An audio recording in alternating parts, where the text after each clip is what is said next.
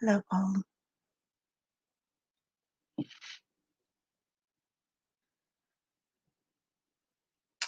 I'm still throwing some stuff together here.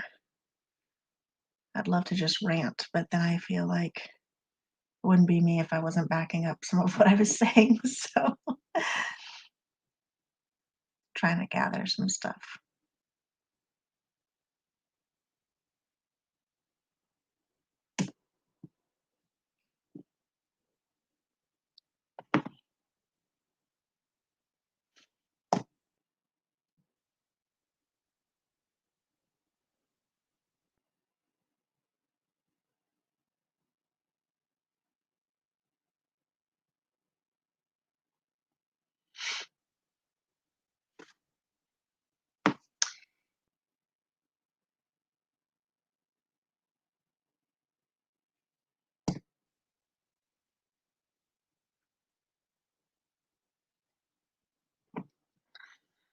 Hey, Sam, how are you?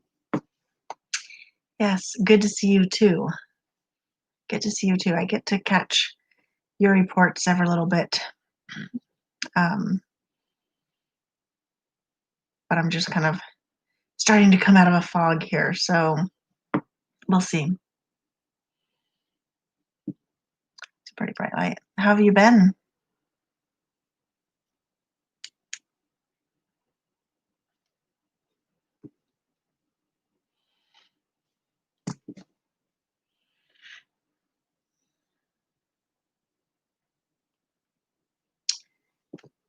Oh, yeah, I'm not sure if Dr. Fish is actually still here because that was posted when I first scheduled the show, so not exactly sure how that works. If it sends out a notice and then people expect to see something and they don't.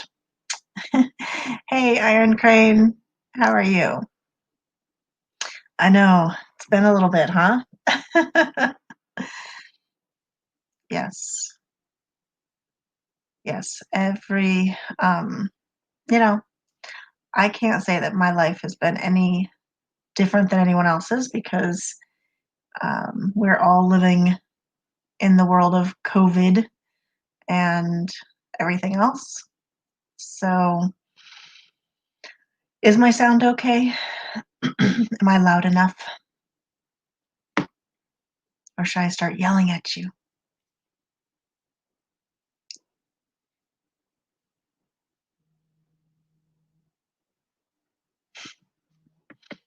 Hang on just a second, okay?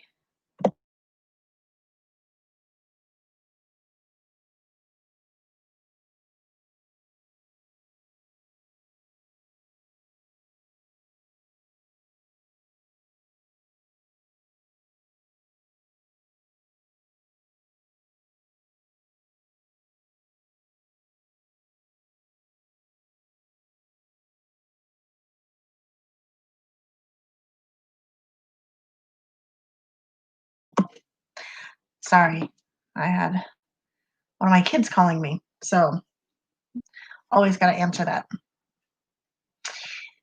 Anyway, all right, well, I am just, I was looking at the last time that I had gone live, and it has been 5 months. That 5 months has flown by, and we're already back to the fall again. So that's interesting. Hang on just a second.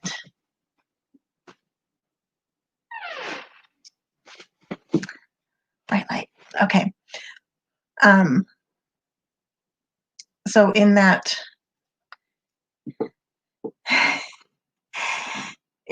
time, um, a lot has happened, and I've had a lot to say, but I haven't really been able to take the time to do this. So let's see. For me, what has happened? I have graduated a kid.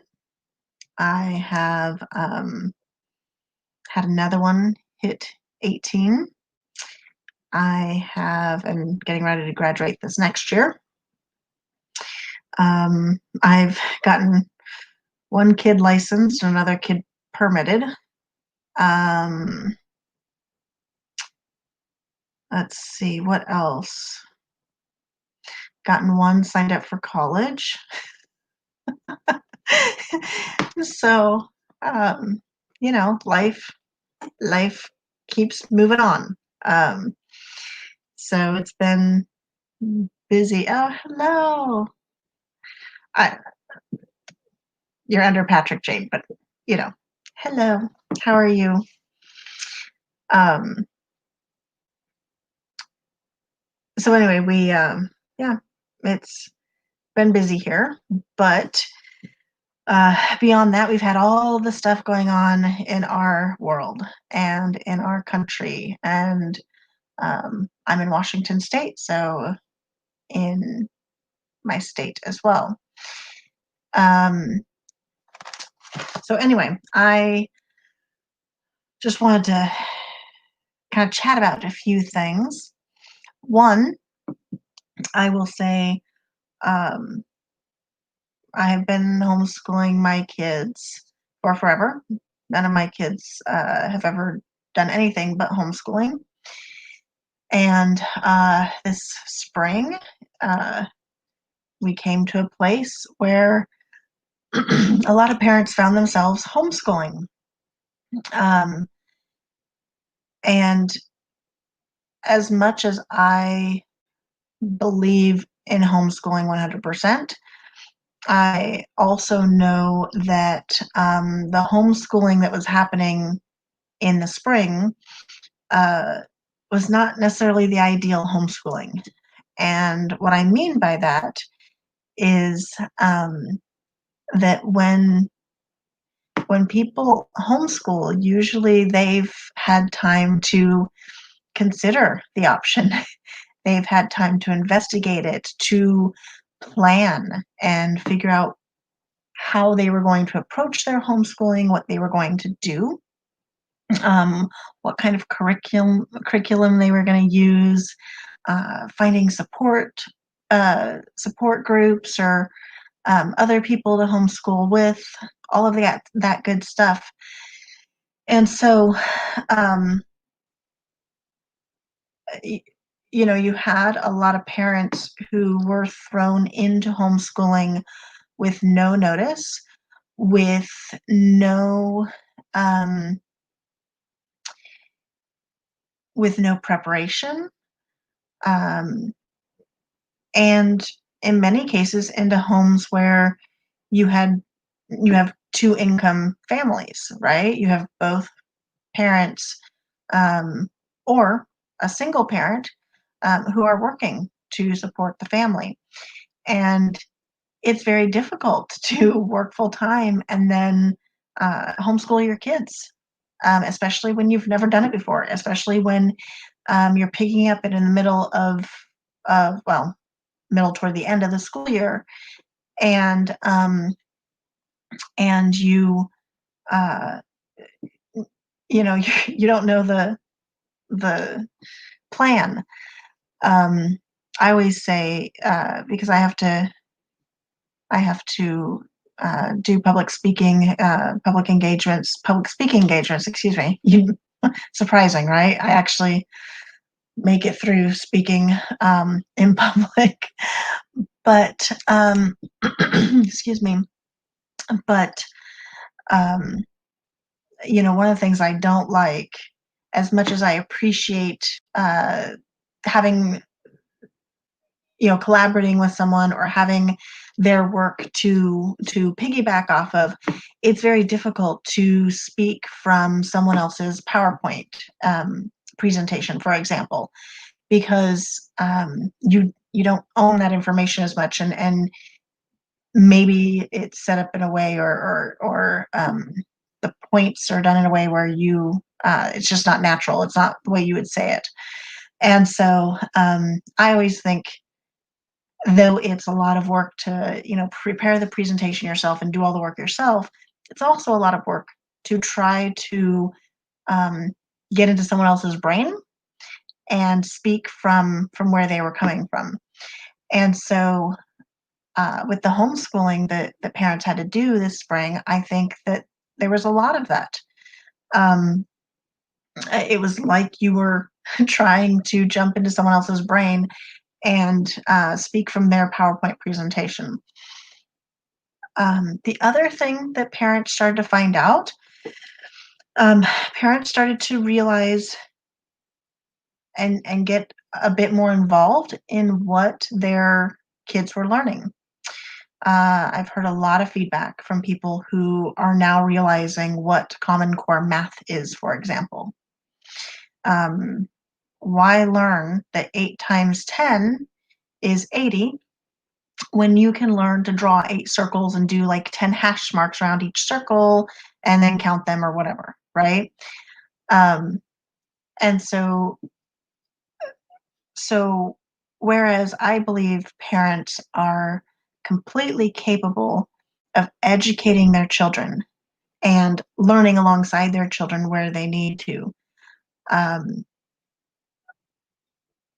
they were handed um, a kind of academic approach that was not only something that they were not. Um, hello, Killer Whale. I'll wave with the other hand now. Hello, Patrick Jane. Hello, Killer Whale. um, so anyway, they were handed an academic approach that not only they had never learned themselves um, and were unaware of, but it doesn't make any sense. It doesn't make any sense to um, to do it in the way that you do it uh, when you do Common Core math. Luke, hello, Luke, welcome.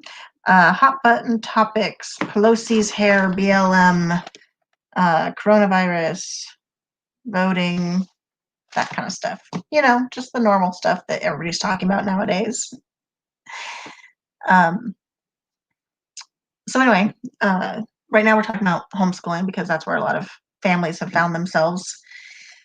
Um, the other thing that's very interesting going into this school year is the amount of feedback that you've heard from teachers who are concerned by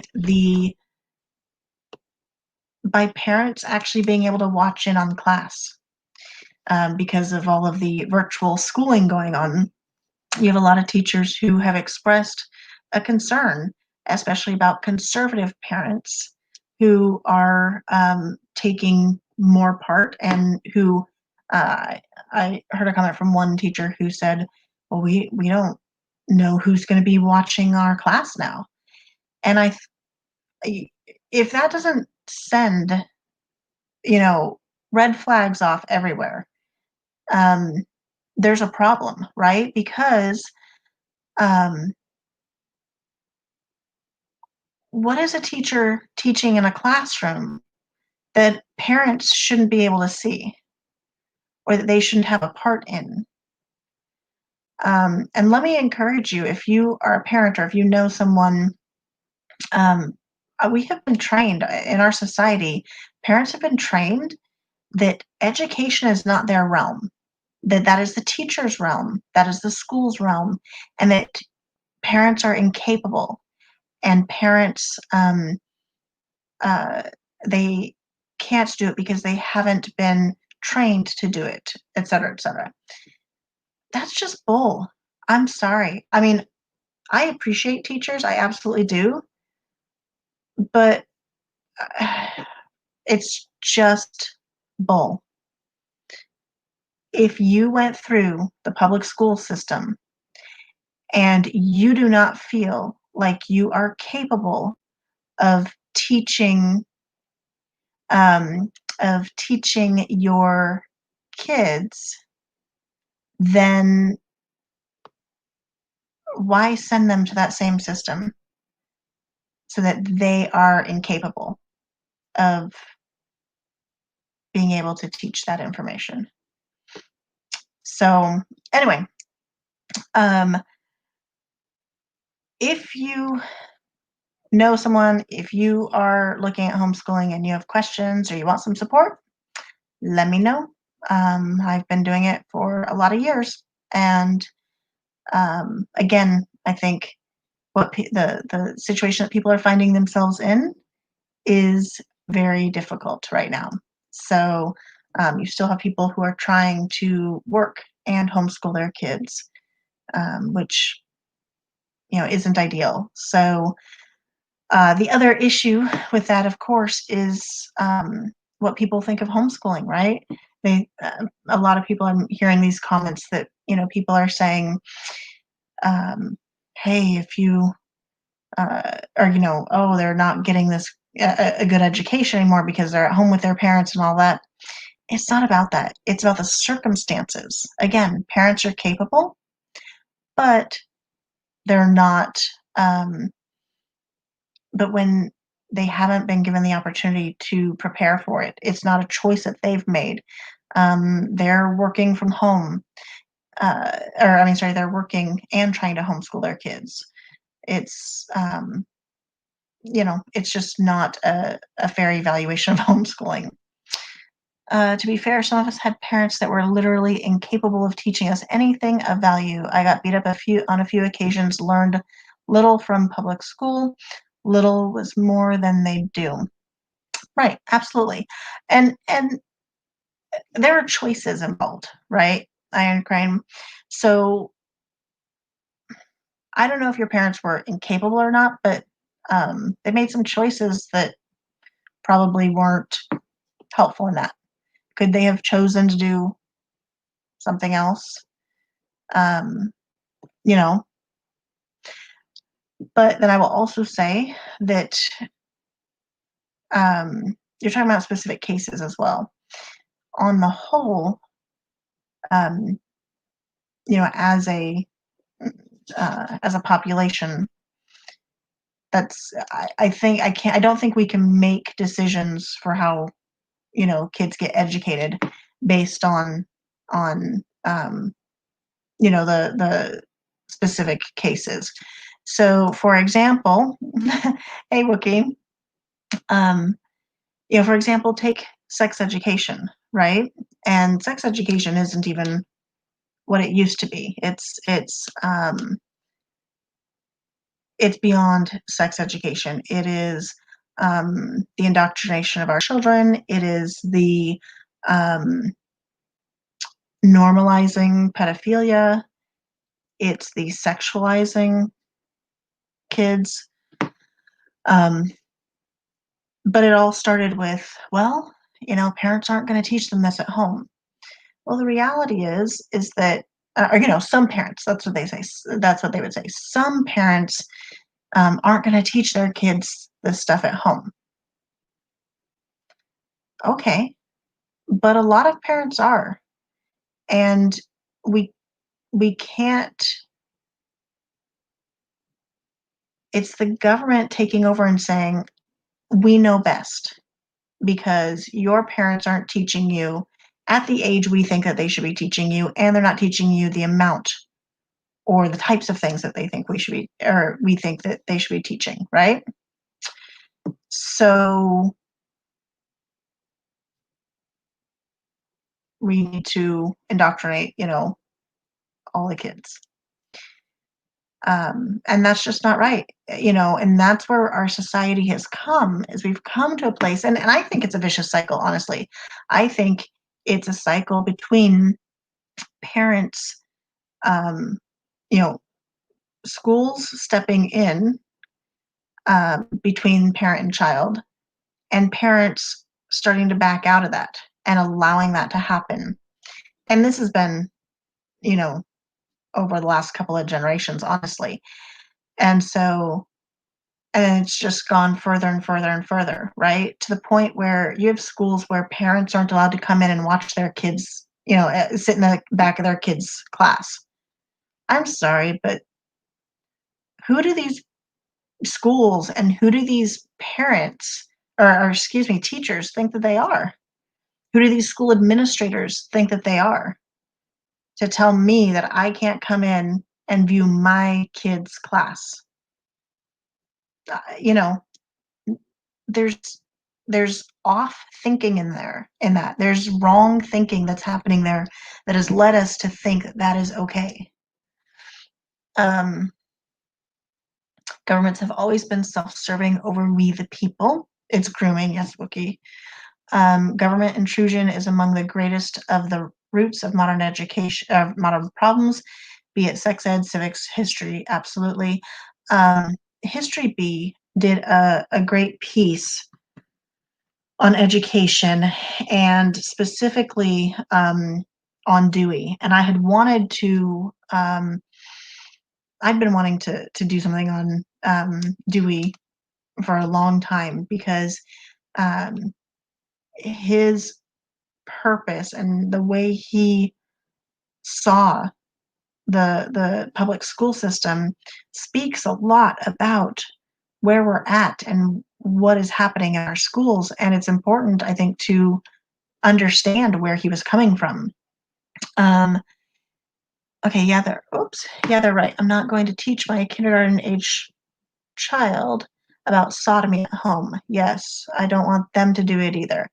Absolutely, Wookie. And unfortunately, that's the kind of stuff that's happening as outrageous as it sounds. Hey, redneck prepper. Tony, as outrageous as it sounds, um, they really are doing that. This is not, um, we're not just kind of speaking figuratively or whatever. In my state, they just passed this last spring, they just passed a bill that would require um,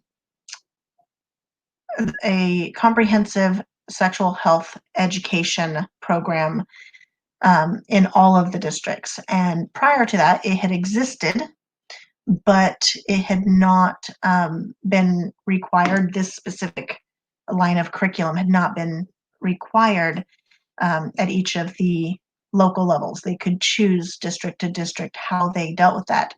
Um, but this last spring, they passed it. They tried to last year and it didn't pass. This year they did pass, and it literally, um, has, again, it's graduated stages, but there's things in there like teaching them about sex toys, and if you don't have access to, you don't have money to buy sex toys, then um, they teach them that there are alternatives, right? Just go look in the kitchen. Cucumbers, bananas, carrots, um, things like that. So honestly, at any age, I don't. Hey, Red Pill Marine. At any age, right? Do you want your 17-year-old being taught that in school? If anybody's going to teach your 17-year-old that a carrot um, would take it would be a perfect replacement for a sex toy, then heaven forbid it should not be the school. It should be their parent. Although I really don't know that that's a good lesson to be teaching anyway. But again, if it's going to be taught, it shouldn't be done in the school. I don't care what grade the kids are. And unfortunately, this is happening at younger and younger ages. So, anyway, a lot to consider with how um, how COVID is expecting or impacting our schools and our education system. What's happening with homeschooling now? Again, homeschooling is amazing. It's great. I 100% believe in it, but it's got to be in the right. It's got to be the right circumstances. So, okay, let me back up here because I'm going to switch gears here. Yes, History B is awesome. Um, There's modification to FREDO laws in California. Yes. Okay. So I mentioned Washington State, but California has been off its rocker for a long time, and they've done more recently. So recently, my understanding is that okay. So they had it set up so that if you had sex with a minor 14 and over within 10 years. So you're 24, minor's 14, 27, 17, you get the point. And there are very specific details to what kind of sex and all of that, that you didn't have to register as a sex offender. So you could be 24, have vaginal sex with a 14-year-old or oral sex with a 14-year-old, and you wouldn't have to be you wouldn't have to register as a sex offender. Okay. Well, apparently that's been around for a while, but now under the guise of equality and not targeting any of our special groups, they have. I don't know if they passed it or if they introduced it. It's actually in the Senate, I believe, Senate bill 124, 145, 145, maybe. That they are going to put anal sex on the table in the same way, because prior to this, with sodomy, you would still have to register, but apparently that was not being equal, and it was targeting those of the homosexual lifestyle. Therefore, they can't do that, and they want to be equal, so they're going to, or they're trying to at least make that so that is not something that they have to be registered as sex offenders for. So, yay for progress. If that's what that is. Yes, Wookie. Yeah, I am. Yeah. um, yes, Sam. She said, "Oh, the itty bitty 0.0001% of deviants think they'll force their perversions on all. I think not." But really, that is how we've gotten to where we are. It has been the I mean, if you're talking statistically, I'm not even going to I'm not even trying to label somebody, but I'm going to say even statistically, right? Deviance, you have like that bell curve, right? And then you have the smaller percentages, the outliers. Even statistically, these things are abnormal. These the behaviors that certain groups choose, or the lifestyles certain groups are leading, they are abnormal. They're outside of the norm of what most of our society is doing. And whether they want to do that or not, or whether anybody thinks it's right or not, the reality is that small percent of people are acting as that small rudder that are steering the ship. So, oh yes, Iron Crane, go to sleep. Have a good night. Thank you. Oh, thank you. Yes, sleep well. Okay, so yeah, so we're, our society, and we have allowed it to happen, right? We have allowed ourselves and our society to be changed based on the small percent. It used to be 1 to 3%. Now it's about 3 to 5%, 7% at the most at the outside. Um, and so, but we haven't said no. We have not said no. And that is one of the things that frustrates me. And it's something actually recently I've become more and more frustrated with um, the church, Christians, um, church leaderships, um, because I think, and I belong in that group, and I will say we have not said no. We have not wanted to be labeled as an ism or an ist or um, or uh, a bigot or, sexist or hate filled or whatever it might be.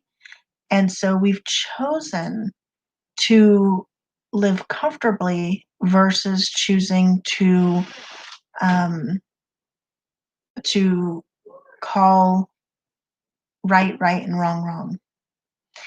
And in this case, you know, sleeping with kids, it's not okay. And we cannot, we can't go along with it, right? Okay, that's the line, at least with me. Make me call 6 foot, 300-pound man, miss. I don't care. You start in on the kids, and that's where the line is. Yeah, and I think I've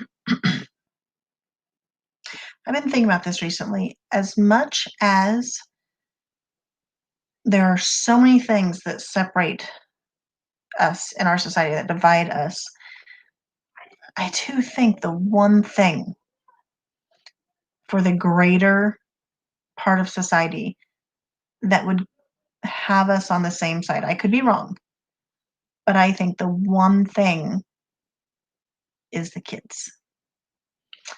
So I've thought about that. What kind of information is coming out? How much can we get this information known? How many people actually know that this is what's being taught to our kids in schools, right? And honestly, I've talked to people and they don't believe me. Um, they it's so outrageous, some of the things being taught, that they don't believe me when I tell them.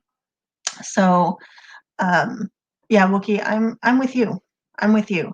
And I think the other piece of that is that we have allowed ourselves, as much as a lot of us are conservative or fiscally conservative, a lot of us have allowed ourselves to be to ignore some of the government involvement. So I'll bring it back to churches. I wasn't even going to talk about this, but I'll bring it back to churches for a bit. Right now, in a lot of places, yes, MAPS, minor attracted persons. I agree with you, Wookie.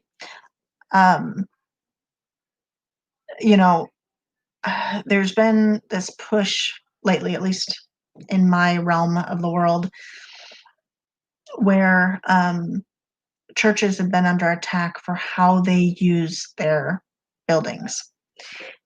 And it all comes back to the fact that many churches, some of them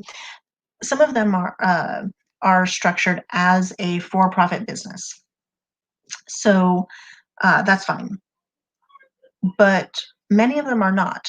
And that means that they get government benefits. Okay.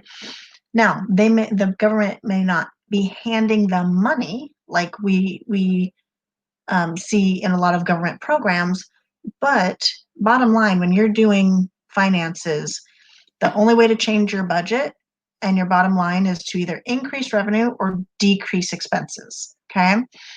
Well, basically for churches, their expenses are decreased because of things like not having to pay property taxes because of their status. And I just want to tell the churches, get out of it. You by doing that, you're allowing the government into church business. Canada, at least 10 years ago, maybe 15 years ago, I was hearing about, um, in Canada, pastors no longer being able to speak against homosexuality from the pulpit. Um, the government shouldn't have a say in that. You know, the government should not have a say in that. But when you allow the government to have, um, to get a foothold, are you willing? A lot of churches, when they're faced with this, are you willing to give up 10, 12, $50,000 a year toward property taxes because you want to use your facility in a way that the government doesn't want you to? You know, the answer needs to be yes, but it's not. And I'm just frustrated all around because, we've allowed the church, Christians have allowed ourselves to get used to these programs too. Instead of being the ones called upon to help the widows and the orphans, we think that that means help them find the government program that's going to help them. That's not what that means.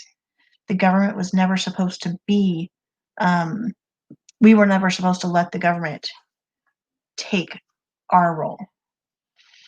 But we've allowed that. So words are just words, and I don't care what words you call me. I'll shrug them off and keep on keeping on. Yes, but Sam, you know what? You're a very strong woman, and there just are a lot of people and a lot of Christians out there who aren't wanting to rock the boat and who for decades now have been saying, well, that's okay. I was actually talking to a friend the other day, and we were talking about the fact that the debate, the push, used to be for tolerance, right? Tolerance, tolerance, tolerance. And it was being taught in schools. This is tolerance. Um, Tolerance is no longer okay. If you have tolerance or if you are tolerant with someone's lifestyle or choices or however you want to put it, that's not enough anymore. So it moved from tolerance to acceptance. No, you don't just have to be tolerant. You have to accept what I'm doing. You have to accept my lifestyle. You have to accept my choices. And then it, and then that was no longer okay. That was no longer acceptable. Acceptance wasn't enough. Now you need to celebrate my choices, my lifestyle, my whatever, my identity, whatever it is. And if you don't, then you are all of the isms and ites and is and all of that. Um, yes, tolerance for people who agree with them. You're supposed to be sleeping. um, yeah, but tolerance is just not enough anymore. Acceptance is not enough anymore unless you are out in the streets,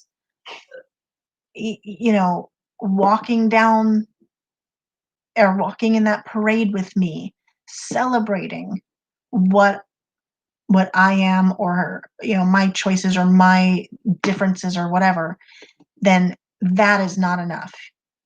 You've got to be out there. You've got to be singing it with me.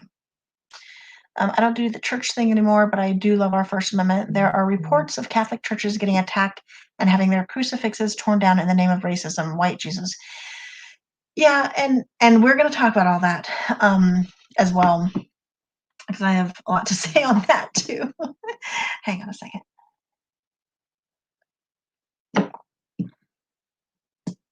Okay, so let me see here if I can pull up.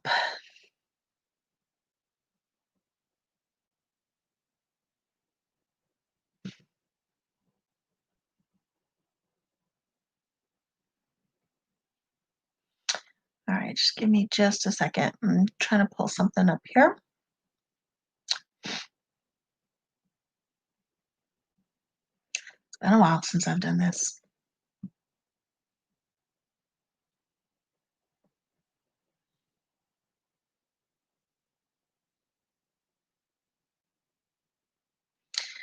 Okay, so friendly heads up. My version of Chrome has a bug that can cause screen sharing to crash on Windows 10. Okay, well, um, maybe I won't do that. Iron crane. Okay, that's one way to do it. um, yeah, Sam, I'll not capitulate to tyranny no matter who pulls the strings. Right, but we've we've got to get everyone else there with us. I actually use Brave as well, Iron Crane, but in order to stream to YouTube like this, I think I have to use Chrome. I think it makes me use Chrome. At least when I first set it up, it did. So, but that was 2019, so maybe that's the problem. But I use Brave when I can. Okay, so Pelosi. Let's just cover, excuse me, let's just cover the Pelosi thing really quickly. And her getting her hair done at that salon. There have been, uh, right, Iron Crane. There have been all sorts of things said about this situation. Um, you have the salon owner who went on Tucker, I think, at least Fox somewhere. You have the actual hairstylist who has now come out and said, "Oh my goodness, I got this, approved by the salon owner, and just looking into her politics just a little bit prior to this. Oh, we know this is a total setup and all of that." Okay, so here's my thing. Let's say this salon owner set up Nancy Pelosi. Okay, whether she did or not, let's assume it. My question is, does that take away Nancy Pelosi's personal responsibility for her choices?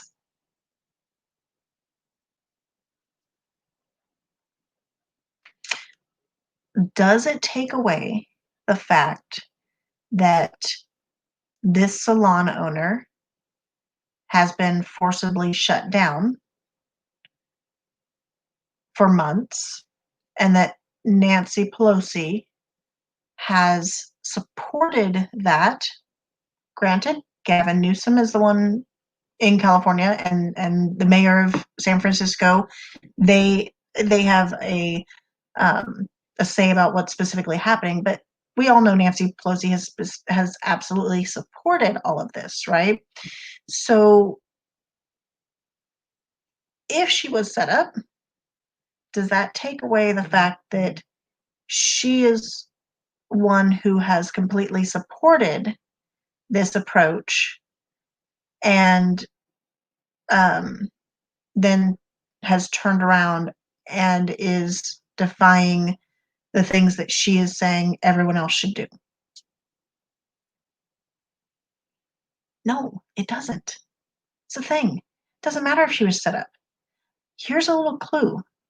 You can't be set up if you're not making the choices that allow you to be set up. It's that simple. She is not a child. She could have said no at any time. And in fact, you cannot tell me that the Speaker of the House is not aware of the laws of the land in which she lives, right? Because she's done this whole thing of, oh, I didn't realize, and oh, I thought they were open, and bull. I'm sorry, but you're existence for the last 40 years has been the law. So, and now you're saying that the law is something that you are ignorant of in the place that you live, or that you and your assistant who called to make the appointment, that you guys are ignorant of that. I'm sorry, but that's not okay. And the reality is, if I get pulled over for doing 70 and a 40 and I say, oh, I'm sorry, I didn't know it was 40, ignorance does not get me out of that. So, I mean, I this is the kind of stuff that drives me crazy, because this is the kind of stuff that is purposefully trying to distract us. Cut through the bull. Doesn't matter what the salon owner says. It doesn't matter, or did, or chose to do, or her intentions. Doesn't matter. Hello, Luciano. Doesn't matter what the stylist said or did, or their intentions. The reality is, Pelosi could not have been set up had she not made the choices that allowed her to be set up. This is another issue in our society, is that lack of personal responsibility.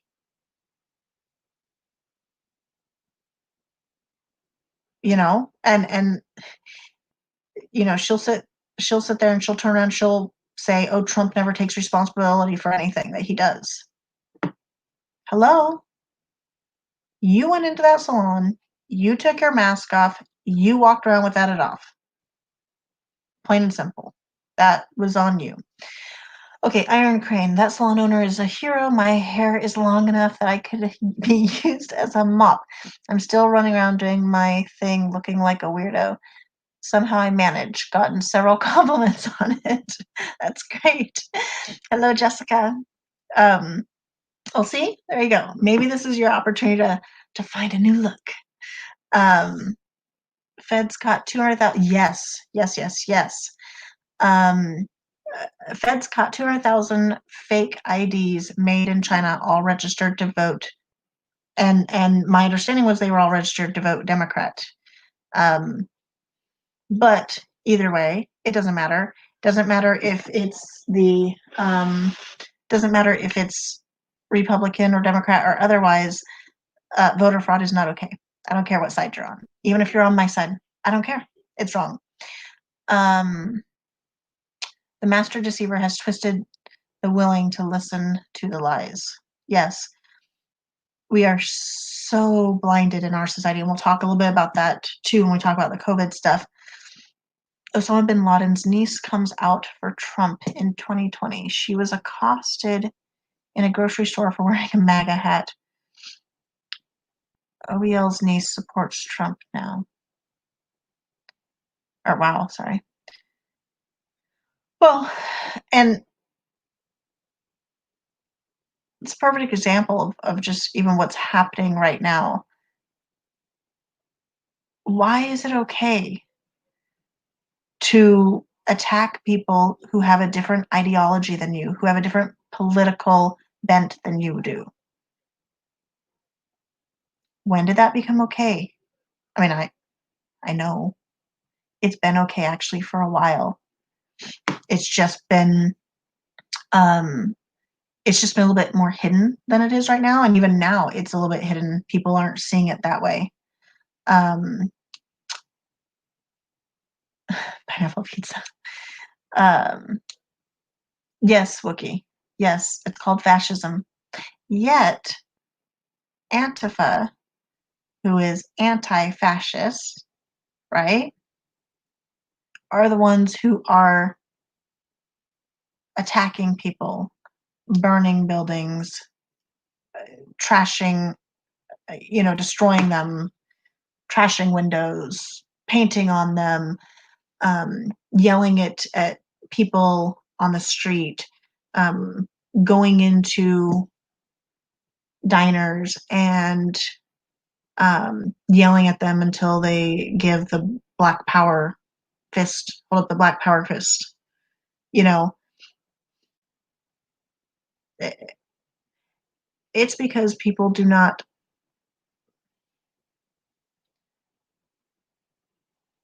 I don't mean this to sound elitist because that's not at all what I'm saying, but we have been dumbed down.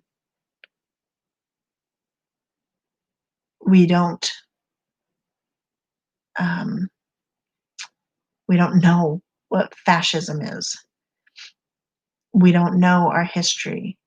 We don't research anything anymore for ourselves.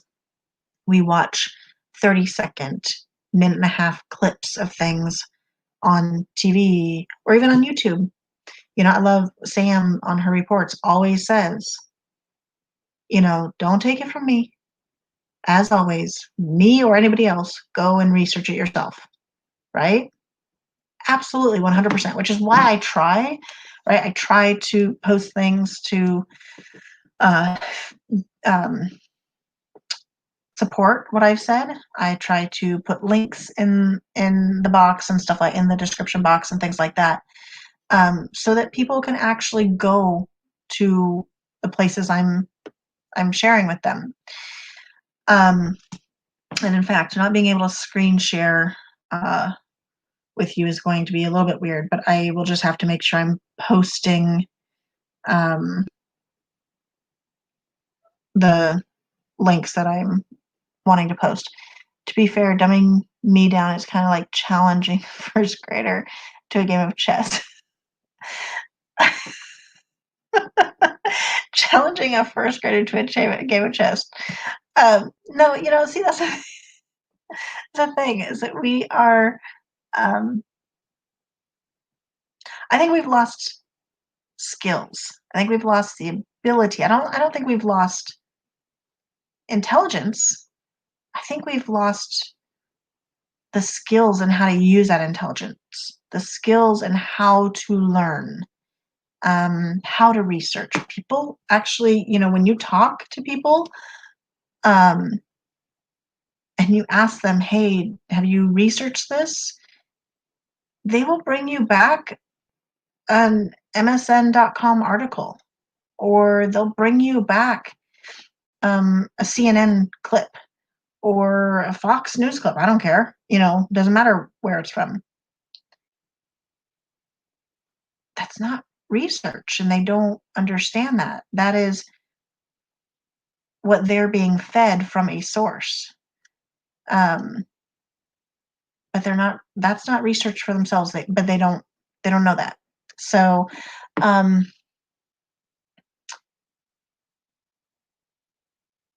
some things you never forget, like the amount of home runs Babe Ruth has.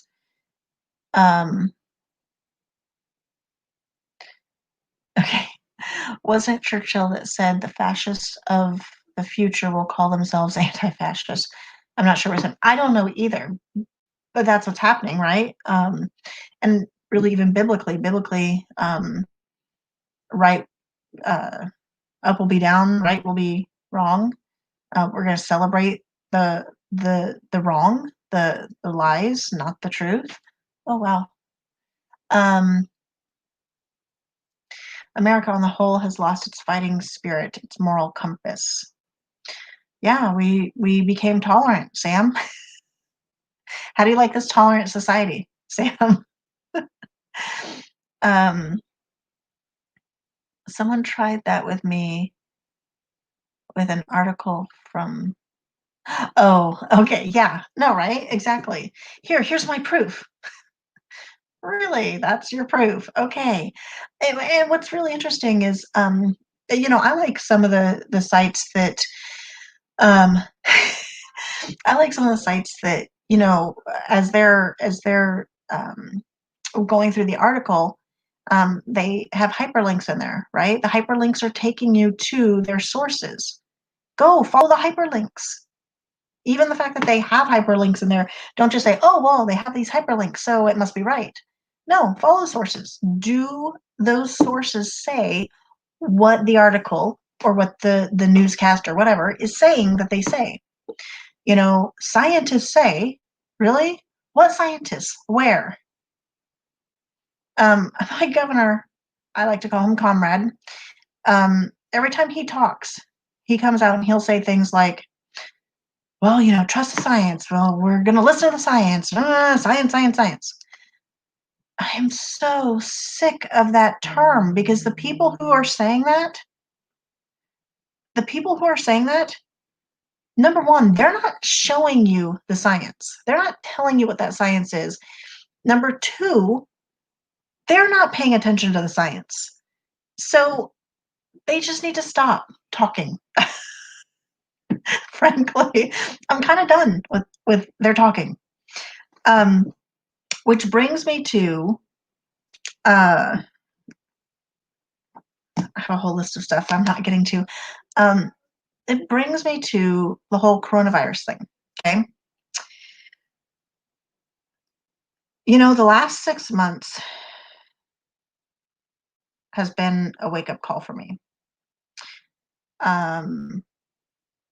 You know, when I was a kid, when I got older as an adult, I finally started to realize, oh, you know, not everyone has the same values that I do. Not everyone has the same beliefs that I do. And for whatever reason, that hadn't rung true with me before. I just didn't realize it. And so, sorry, excuse me. It wouldn't be a video of mine if I didn't yawn.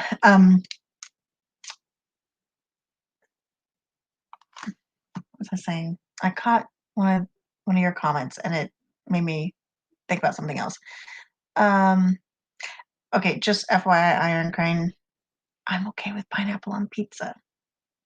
I know, sorry. Many didn't know they needed to know. Now it's chosen ignorance. Yeah. Every empire goes through this same cycle. All the androgynous crap and idolizing mediocrity and degradation happens every time. Wookie, stakes are higher this time.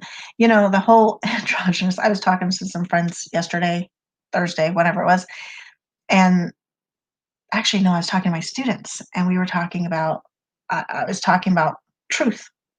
There's truth, there's science, there's fact, right? And even the alphabet community, and what is it, like 72 genders ish now, last I heard, or something out there. And I was talking to my students, I was like, is that science? Is that truth? Is that fact? Because um, because scientifically, my DNA does not say that I'm anything but female. Scientifically, the parts that I have inside my body, I mean, I can mutilate my body any way I want to. I can change it. I can surgically alter it. I can use drugs to make modifications. But the reality is, you know, I still have the same DNA, and a lot of my interior parts are still going to be the same. My structure is still going to be the same. So when we say science, science, science, it seems to me that those who are yelling the loudest about science and how people like religious nuts, you know, who don't, you know, they don't believe in science or whatever. It's either going to be faith or science. To me, it seems like those who are yelling science the loudest are the ones that are ignoring science the most and being choosing about it, picking what they want. All right, Iron Crane, I know which side you're on now. Again, I'll teach them and give them a piece of paper to that effect. Okay, so science, coronavirus, Comrade Inslee. Um, I'm going to walk through some things that I'm sure a lot of you guys know, but and I was going to pull them up on the screen, but I'm a little bit afraid to do that with the whole you could crash thing. So I will just have to read some stuff to you and then give you the links in the description anyway. Okay, so not even in order because I wasn't planning on doing it this way. But back in, okay, so the whole thing with this coronavirus situation, I am someone who believes that there is a coronavirus, that it is a real thing.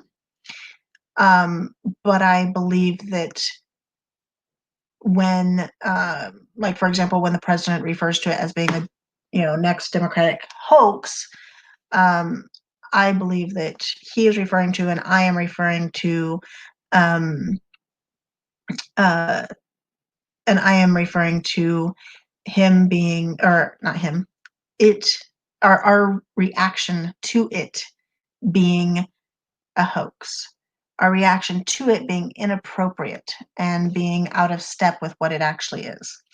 So I'm going to walk through a few things that uh, make me think that. Okay. And again, I think a lot of you guys have probably heard this, but it's nice to have a lot of it all in one place because things have been trickling out as we've gone through this.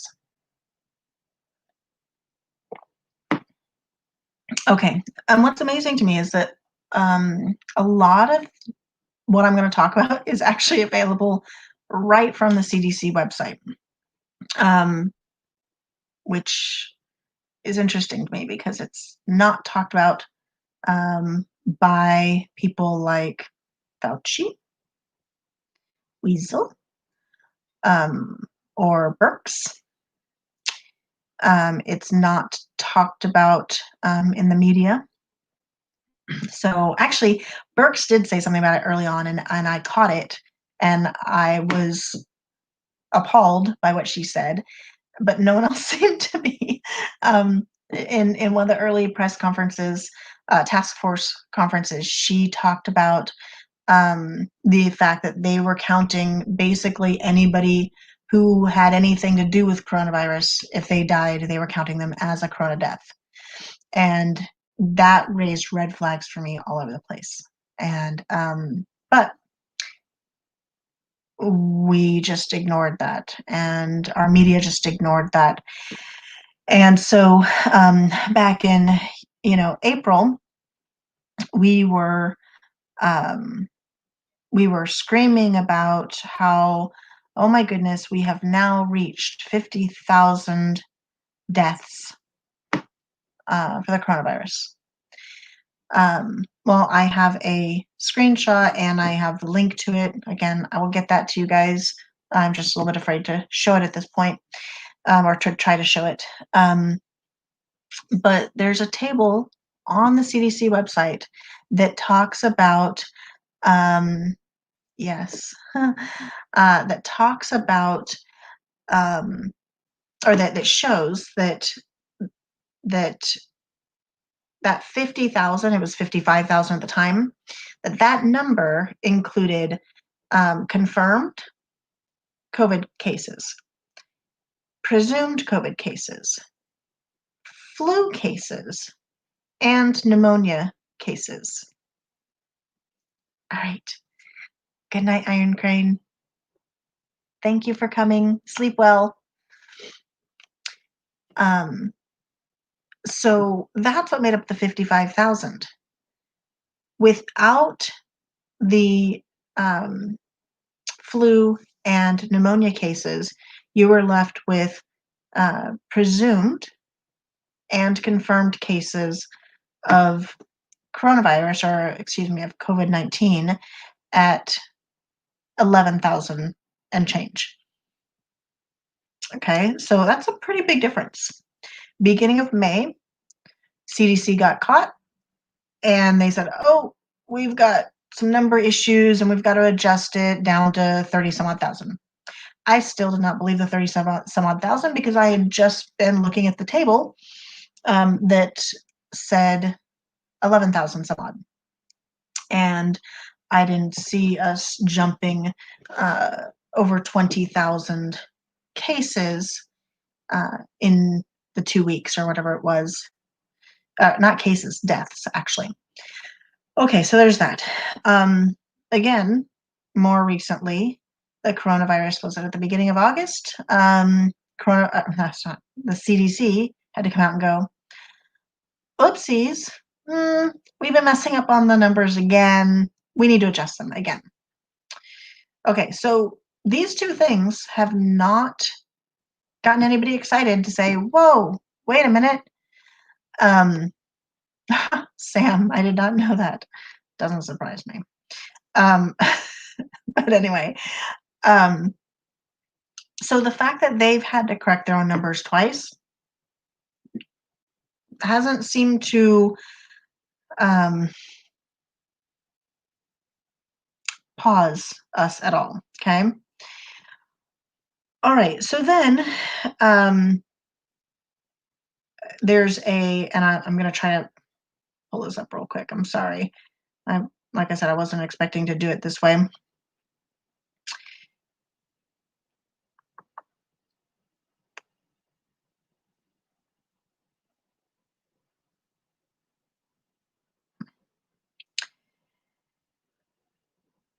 Okay, so then there's also a part on their website that talks about what does a positive test mean? Yeah, same, I'm going to get to that one too. Yeah. So what does a positive test mean? Well, a positive test, according to their website, let me try to find this really quickly because I'd love to say it in their words because it's on their website. Again, I was going to show these to you, but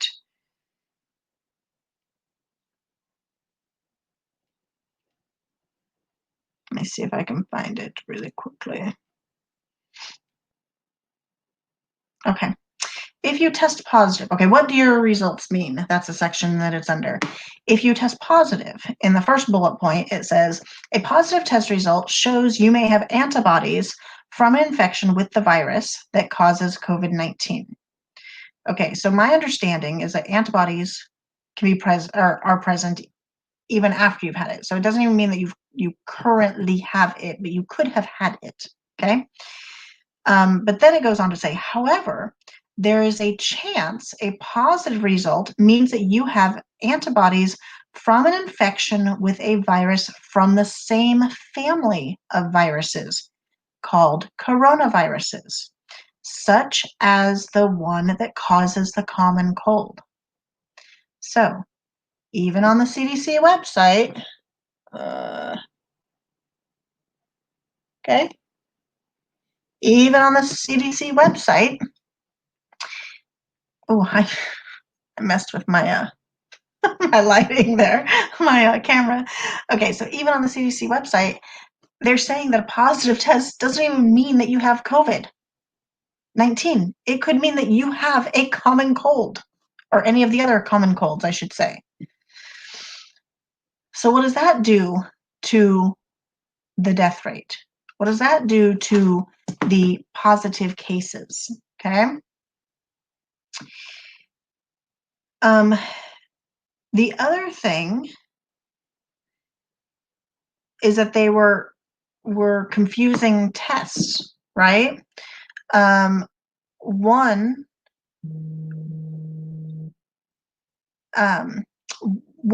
that tested whether you. Oh, now I'm gonna get this confused. I actually didn't prepare this one for now. I think it was one that talked about you having it. One that talks about you having the antibodies, right? So either way, again, having the antibodies doesn't mean that you have it currently. Doesn't mean that you are walking around infecting and killing everyone around you, because that is, of course, the narrative, right? That if you are walking around, you are killing grandma. Sorry, just so frustrating to me that where we've come with this. Oh yeah, here's that.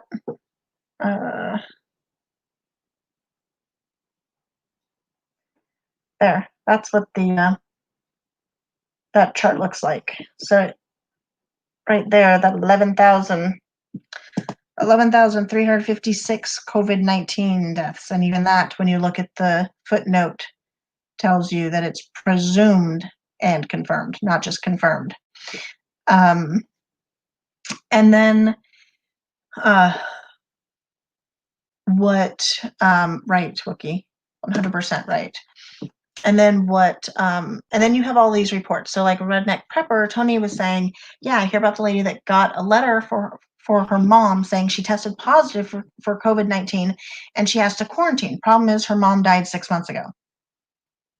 Oopsies, right? Or I have heard several personal stories from people who, either people who are nurses in the field and who have gotten suspicious about all this and have sent in, fake tests or whatever that, have come back positive. Of course, you had, was it Tanzania? Was it Tanzania where they tested the pawpaw fruit and the monkey or whatever it was. I have the animal wrong. My goodness, my brain. Anyway, comes back positive. Or how many stories have you heard about people who are in line, for forever to get tested and they decide, you know what, I'm not waiting any longer, or I can't wait any longer, and they leave. And then later on they get a letter saying that they tested positive, yet they never took the test. Or I know someone who has a friend that, and I've heard this elsewhere too, but with the contact tracing that he was contacted about saying, hey, you've been in contact with someone who has it. We need you to come in and get tested. When he told them that he was not going to come in and get tested, they said, okay, that's fine, but you need to know that you're going to be counted as positive. The idea that cases themselves are just anytime someone is tested, they don't even have to test positive to be considered a case. There's all of these questions, all of these anecdotal stories out there, but there's also charts and explanations on the CDC website that back up what I'm saying. And then what Sam said earlier, when the CDC came out with their weekly, interestingly enough, it wasn't any big news, right? They just came out with their weekly numbers, yada, yada, whatever, right? No big deal. Well, when they came out with it, basically, and you can find this, I think this September 2nd. No, this was updated September 2nd. Okay. But if you go down and there's a table that tells you, okay, now it's 170. I think when I was looking at this, it was 163,000 or something like that, right? All deaths. But it says all deaths involving COVID-19. And then it says in parentheses, U07.1. Okay, so that's the marker that they give it. And then if you scroll down under comorbidities, it says Table 3 shows the types of health conditions and contributing causes mentioned in conjunction with deaths involving coronavirus disease 2019, COVID-19. For 6% of the deaths, COVID-19 was the only cause mentioned. Okay? COVID-19 was the only cause mentioned in 6% of the deaths. So you take that 170,000, take 6% of that 170,000, That's the actual number of deaths. It's a little over 9,000 that have been caused only by COVID-19. Okay. So what's up with the other ones, right? For deaths with conditions or causes in addition to COVID-19, on average, there were 2.6 additional conditions or causes per death. Okay, 2.6 additional causes per death. So we're talking about the unhealthy. We're talking about people who have these comorbidities. We're talking about people who are dying with COVID-19, not due to COVID-19, right? The number of deaths with each condition or cause is shown for all deaths and by age group. Okay, so again, you can look at these. Sorry. You can look at these numbers. And then let's see. There's a place where it also talks about that U07.1 code, that designation. And it talks about what how they came up, that they came up with that, to deal with this, and it explains it a little bit. I can't find it right now, but so how do we get through to people that what they are hearing, and the problem is I can't even say it's just the media, right? The media is absolutely 100% guilty here. However, you have people like Comrade Inslee who are standing up saying, the science, the science, the science says that if you don't wear your mask, you're going to kill Granny. I mean, literally, that's what he's saying. Those who wear a mask are showing that they care about Grandma and Grandpa. Okay, so let's play that out. That means that those who aren't wearing a mask don't care about Grandma. Those who wear a mask care about saving lives and are saving lives. Okay, so if you don't wear a mask, you don't care about saving lives, and you are not saving lives. You're killing people. Granny, specifically. Okay, I'm irritated, and the reason I'm so irritated is because manipulation has always driven me crazy. I don't like female manipulation, this whole, if oh, everything's fine, or, oh, how do I look in this, all that kind of stuff. If I ask you how I look, I'm asking you because I expect you to love me enough to not let me leave this house looking horrible. Okay? If you say, Mom, I use that because I have a daughter who's very good at this. If you say, Mom, mm, not so much. Not so much your color, not so much the fit for your body. Hey, it's a little too low in front. It's not really appropriate. Okay. I'm not going to get mad at her because she didn't praise me. I'm going to be thankful that she loves me enough to be honest with me, and that I'm not going out and walking, out in public looking whatever which way was, not great. Okay. Not that I have to look great, but you know what I mean.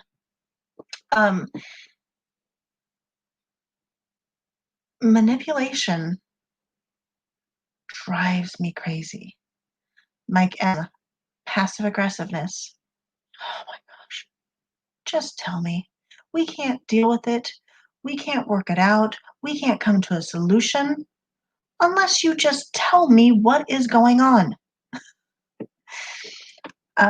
So the minute I start to spot manipulation, boom, I shut down and like a whole other side of me comes out. And um, this kind of verbiage, this kind of stuff from these governors and these mayors and blah, blah, blah, all these people, right? It's emotional manipulation. You don't care about grandma. You are going to kill grandma. And you know what that is leading to? People are looking at their fellow citizens and they're being told to. They're being told to report people who are not following these mandates. And they look at them in the grocery store and they think, my goodness, you're not wearing a mask. That means you are trying to kill me. That means you don't care. That means you're trying to kill Granny. Okay? It's wrong. It's manipulative. Um, Mike, it's okay. See, I'll just tell you. Because, see, I can cut through that stuff and be like, okay, you're being really passive aggressive here. Just tell me what you want. Just tell me what you're thinking. Let's deal with it. I mean, basically, if you want something and it's a no, well, fine, it's a no. We move on. You know? But let's go. Um, I'm sorry. Mike, I don't know you. I'm sure you're great. I'm just, I'm just talking at this point. Um, it's just one of those things. I mean, I used to look, I still believe in speaking to people in love, okay? I don't believe that being straightforward with someone means being, brutally honest, right? You don't have to be brutal, okay? Um, you can still speak in love. Like, if my daughter tells me, that outfit doesn't look good, mom, right? If she tells me, oh my gosh, mom, you're like, ah, then I'm gonna get on her for that. That's not telling me this thing in love. But if she's just being honest with me, especially if I've asked, then absolutely, that's good. Um, okay, so how do we get beyond? Like, I had started this by saying, I have been so disappointed. I have found myself being so disappointed in the last 6 months with people that I know, people that are dear to me, people that I've kind of looked up to and feel like they've been logical thinkers, some like talk show hosts and things like that. And I've been disappointed because I've seen um, them react on pure emotion and be so easily manipulated. And look, I've said this so many times in the last few months. I don't care if someone disagrees with me. That's okay. What I care about, though, or actually don't even talk to me about it if you're unwilling or if you have not researched it. I've talked to so many people who are reacting so emotionally and they're so scared of this thing. Hey D, love you, lady. Um, they're so scared of this thing, and they have reacted so emotionally to it, and they're hearing the tidbits from the news and all that, and but they haven't gone beyond that. They haven't researched anything. And when I try to present research to them, even research that they would trust, being like the CDC website and all that. Look, we can go right to their website. Right? I'm not making this stuff up. And here it is. It doesn't wake them up. They cannot get beyond Oh, yeah, Event 201, absolutely. But they cannot get beyond, um, the fear. They can't get beyond the emotional manipulation that they have allowed themselves to be subjected to. Um, they can't understand why when the news puts a clip on and they play a little piece and they skip and they play a little piece and they skip, or they play a little piece and they talk to you about it and they play a little piece and they talk to you about it and they're telling you what you're going to see in that clip. They're not questioning. They're not saying, why are you telling me what I should be thinking regarding this clip? Versus, why are you not just showing me the full clip, not the spliced clip? Why aren't you following me or showing me the full clip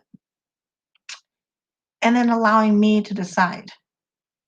So, anybody have any ideas about how we get through to people who are so emotionally bound, but their decisions are emotionally bound? They are, um, what I believe is they've been emotionally manipulated. They've been manipulated. They've been lied to, and they've believed the lies. And here's the thing again: if they research this and they still don't agree with me, but they have truly researched, then okay. I'm just trying to get to the point where they're willing to hear and they're willing to look at the research and ask some of the questions um, that we should be asking. So I have, hang on just a second. Let me, y'all be thinking about that because I'm not just asking that. I'd really like to know if you have any ideas. So I posted some information for a small group that I'm in that has to do with it's other homeschoolers and leaders in homeschooling. And I said, we are teaching our children to think through asking questions, right? So I've had some questions rolling around in my head lately. Many of you know what my answers would be to many of these, but maybe your answers would be different. Ultimately, asking ourselves some difficult questions is a good thing, even if we don't have all of the answers right now. So here are some of the questions that were rolling around in my head, and this was, when was this? Back June, maybe? How many of this rash of new cases are from the common cold? How many are from those who refuse the test and are being counted as positive? How many of these cases are from 3 weeks of backlogged info in New York? How many are from a lumping together of two different types of tests, the antibody and the viral? That's what I was trying to talk about earlier. Hello, Jason Graves. No, we're chatting. I just walking through some of this as well. Yes, I do chat. Because that means two different things, the antibody and the viral. How many lives lost to suicide due to economic stress, job loss, mounting bills, isolation, loneliness, and untreated mental or physical health issues that are acceptable in order to save coronavirus lives in light of the questionable stats? So my point was, how many of those lives lost due to those things are acceptable? How many lives lost to alcohol and drug abuse or overdose due to economic stress, job loss, isolation, all those same things again? How many of those lives lost are acceptable in order to save coronavirus lives? How many lives lost due to undiagnosed, untreated, or delayed medical needs due to coronavirus? Both fear of going to the hospital and lack of services due to shutdowns are acceptable in order to not spread the virus and to keep ourselves and others safe. Do you accept the CDC's message that our society won't be back to normal until there is a vaccine? In light of the reports and the methods for gathering the stats for those reports, how willing are you to get yourself and your children vaccinated? In light of the reports and the methods for gathering the stats for those reports, what are you willing to comply with? Social distancing and everything that comes with it? Quarantining, face masks? What's next? What else? Where are you drawing your line?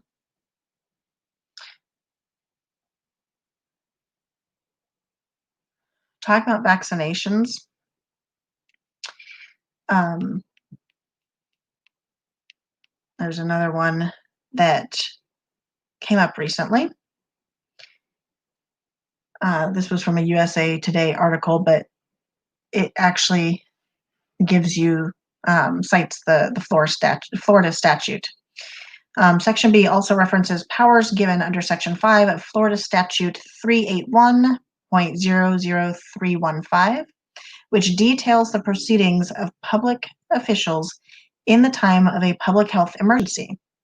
The statute says the government, amid a public health emergency when imposing isolation or quarantine, can adopt rules such as tests or treatment, including vaccination for communicable disease required before employment or admission to the premises, or to comply with an isolation or quarantine. Okay, so, hey Fuzz, how are you? Um,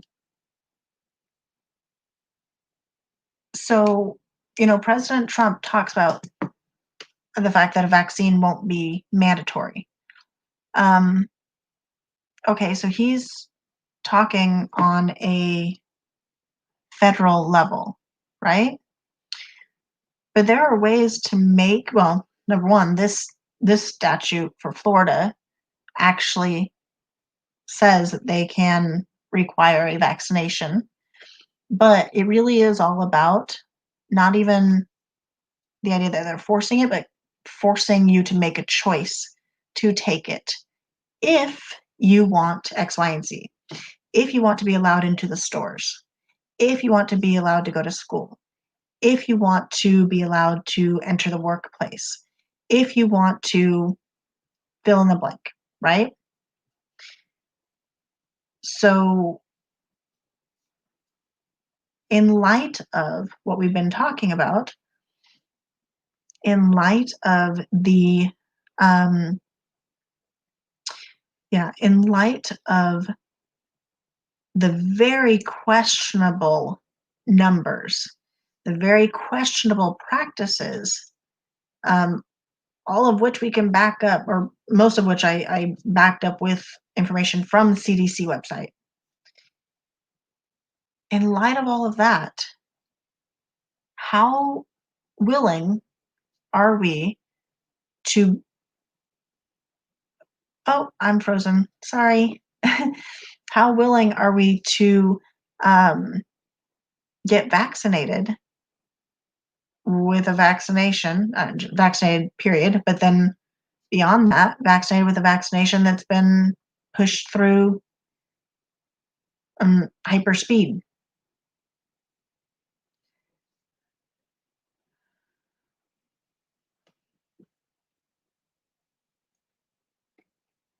And how do we get people to be willing to research themselves, to question themselves? Not question themselves, but to question it themselves, to question the narrative themselves. Yeah, Fuzz, we were just talking about that. Um, you know, uh, we now have surpassed the number of actual coronavirus deaths. We've surpassed that with suicides. No, sorry. We've surpassed that with the increase in suicide numbers. Not just suicides, but the increase of suicide numbers.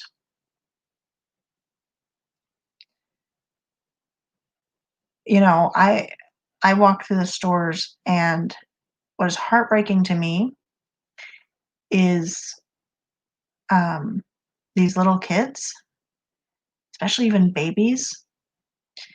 Babies learn so much from the interaction that they have with people. Babies learn so much from what they see, and um, the facial expressions and all that. And yet, what are they seeing? They're seeing people like this. They're not learning. I I wonder, especially with as the longer that this goes, I'm wondering what this is going to look like in the years ahead as we see our children develop. Is that going to show up somewhere? Is there going to be some sort of missing link for them? Again, I don't know how long this mask thing is going to last, right? And I think that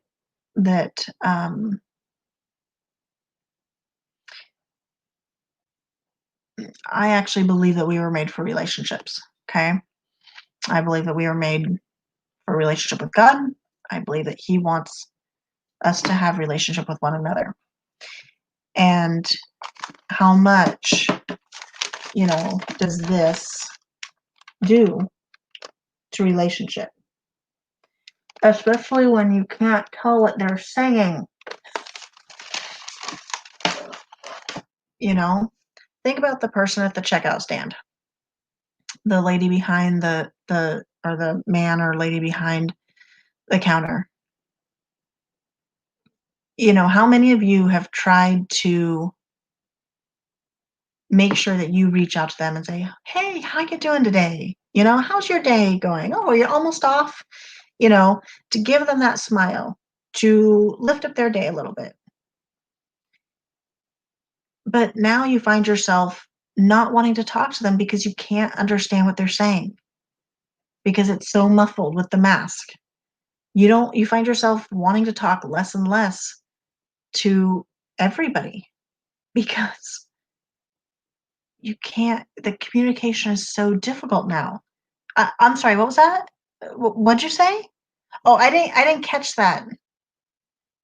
So it's just, um, it's honestly, it's heartbreaking to me. And I believe, hey, headless, and I believe that it has, and it's having a real impact. And that's actually where some of that, some of these suicide rates, or the increase in suicides, are coming from, is from that um, impediment, I guess, to relationship. Okay, okay, so D is not drinking the Kool-Aid. That's interesting. You were asked if you refused to take the flu shot. That's interesting. Not do you want the flu shot, but do you refuse to take it? I have a girlfriend who called me up from from the ER. She was with her daughter, and she was freaking out because the doctor was uh, really trying to push and really being intimidating and really giving her all of the, emotionally manipulative answers for why she needed to give her daughter a vaccination and or a shot of, for whatever it was. Um and she called me because it had gone on long enough, and then she'd gone and watched him, walk off and talk to somebody else, and he was actually getting like really angry and aggressive with her, and she was afraid he was going to call CPS on her. Um, so this kind of stuff is happening. Um, Sam, I love that. That's actually an attitude I've taken on a lot in the last few years. This idea that doctors are gods, right? They're not. They're practicing medicine, And it's okay for us to ask questions, and it's okay for us to, well, it's okay for us to question them. It's also okay for us to deny or to choose, make a choice about the treatment for our bodies, right? My body, my choice. Isn't that what they say? um, and this whole thing with kids, right? At 13, you can be, as a parent, you can be booted out of the exam room, and they can be talking to your kid alone. Well, I always prepared my kids for that. I don't go to, I mean, we rarely go to the doctor, but I prepared my kids for that, and they knew. Look, I don't know what the doctors are thinking, but this 13-year-old, this 15-year-old, this 17-year-old is not the one paying their bill. So I'm paying for this visit. If you expect me to leave, I'll be leaving, but I'm going to be leaving with my child, because there is no way that you are going to be alone with my child. So, and if you want to um, see what Mama Bear looks like, go ahead. Let's talk. Right? It's just, yeah. I don't get this idea that that doctors are gods that cannot be questioned, or yeah, that you can't disagree with.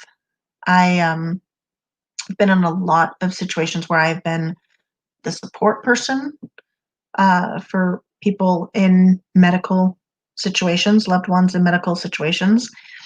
And it's interesting because a family member, uh, we were at a Easter dinner, and a family member said, if the stuff hits the fan, I want, I want Mel there.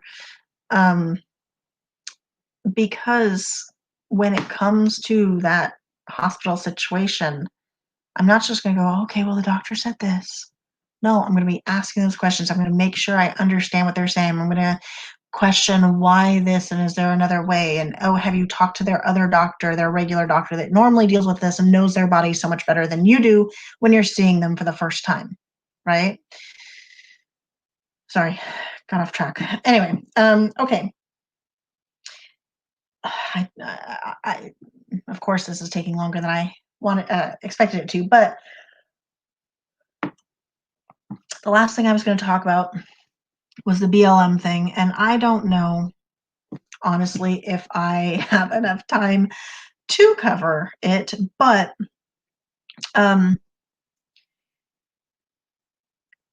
I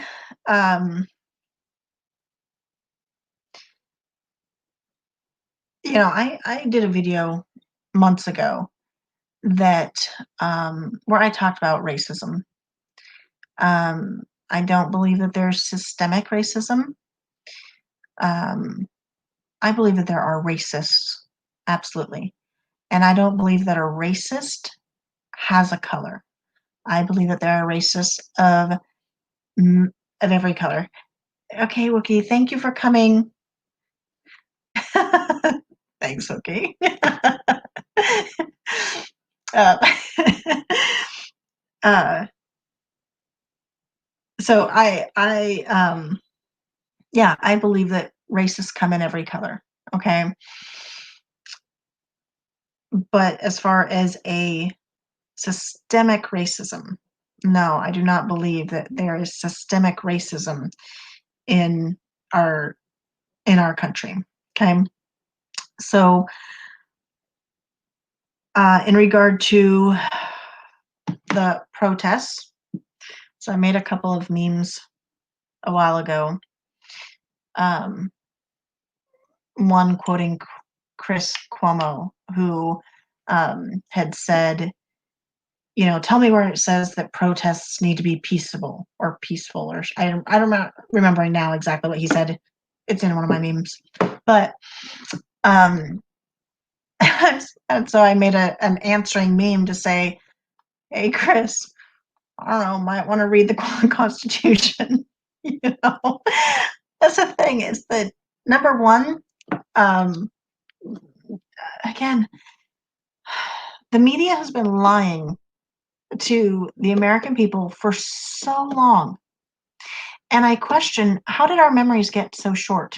Because the media relies on the fact, and politicians rely on the fact that we have a short memory, that we don't know, that we don't remember that the New York Times and that all these news reports were coming out just like 2, 3, 4 years ago, talking about all of the um, voter fraud that happens with mail-in ballots. But now, what are you talking about? That's not a problem. That doesn't exist. It's not an issue. And if it is, we're sure it's Republicans. Yeah, it's Republicans. It's Democrats too. Point is, it doesn't matter which side you're on. It's wrong. If it's wrong, it's wrong. So anyway, sorry. Um, so the whole BLM thing, if I felt like it was about Black lives, at least we could have a conversation. We can have a conversation. What's happening right now with the riots, and I have seen I have seen peaceful protests. Okay, so I'm not saying that peaceful protests don't exist out there. They do, and they are constitutionally protected, and I will stand for their right to protest. Now, I might think that they're wrong. I might disagree with them, but they absolutely have a constitutional right to peaceably assemble, to peacefully protest. However, when the news gets on there and lies to you and me and says, oh, you know, the peaceful protesters in Portland are being attacked by Trump's troops. What? What in the world? There's no peaceful protest. I mean, the protests they're talking about are not peaceful. They're riots. They're violent. They are turning to um, executing people in the streets. And yeah, I'm talking about that pro-Trump person, but it's beyond that. They don't care. You have Black business owners who are crying, no, no, no, don't destroy my business. This is what I've worked my whole life for. You have Black babies dying in the streets. You have little kids of all colors dying in the streets. You have how many people, even Blacks, that have died from these protests, the riots, right? This is not about systemic racism against Blacks. This is not about police brutality. If it were, we could have a conversation, but it's not. And um, yes, Sam, peaceful protests are our constitutional right to redress our government and is our civic duty to do so. Absolutely. But peaceful protests aren't smashing business windows. They're not getting in people's faces and intimidating them and yelling at them. They're not, leaning over diners at a cafe and screaming at them until they hold up their fist in the Black Power mark. They're not beating people. They're not running up behind them with a brick and, smacking them across the head. They're not shooting someone in the street that's walking away from them because they are a supporter of a different ideology or a different political belief. Yeah, they're criminal rioters. But that's what the news media is saying to us, right? That's what the news media is trying to say. Protesters, protesters, and how dare, you know, the president speak against them? How dare the federal government, the president, move against them? Okay, so there's this article. This one is an MSN.com article that I will read to you. Actually, it's okay. So it's Yahoo News. 19 Black families purchased 96 acres of land to create a safe haven for Black people. I don't know if any of you have heard this story. In the face of a pandemic that has hit Black Americans harder than almost any other group, while the nation continues to confront the toxic legacy of slavery and Jim Crow, two Georgia women have come together to build a community that will be a place free of oppression, a tight-knit community, so this is in quotes, a tight-knit community for our people to just come and breathe. They are calling it Freedom, Georgia. And draw their inspiration from Wakanda, the fictional comic book country that was the setting for the movie Black Panther. Ashley Scott, a realtor from Stonecrest, Georgia, who was driven to seek therapy by her reaction to the shooting death of Ahmaud Arbery, a young Black man jogging in a white neighborhood, said that after several sessions, she realized that her problem was 400 years of racial oppression and trauma dating back to the establishment of slavery in North America. Okay. We are dealing with systemic racism, she wrote in an op-ed for Blavity last month. We are dealing with deep-rooted issues that will require more than protesting in the streets. With her friend Renee Walters, an entrepreneur and investor, she founded the Freedom Georgia Initiative group. The Freedom Georgia Initiative, a group of 19 Black families who collectively purchased 96.71 acres of rural land in Toomsboro, a town of a few hundred people in central Georgia, with the intention of developing a self-contained Black community. The space will have small homes for vacation use and will host weddings, retreats, and recreational functions, and may eventually evolve into an incorporated, self-sustaining community. It's now time for us to get our friends and family together and build for ourselves, said Walters, who serves as the president of the organization, in an interview with Yahoo News. That's the only way we'll be safe. And that's the only way that this will work. We have to start bringing each other together. We really just want you to come and hang out and feel safe, she explained.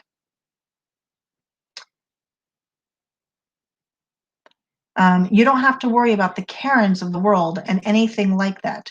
You just come in and have fun. We'll have a sportsman's area, like a Black sportsman's area with fishing, hunting, shooting range, ATV trails.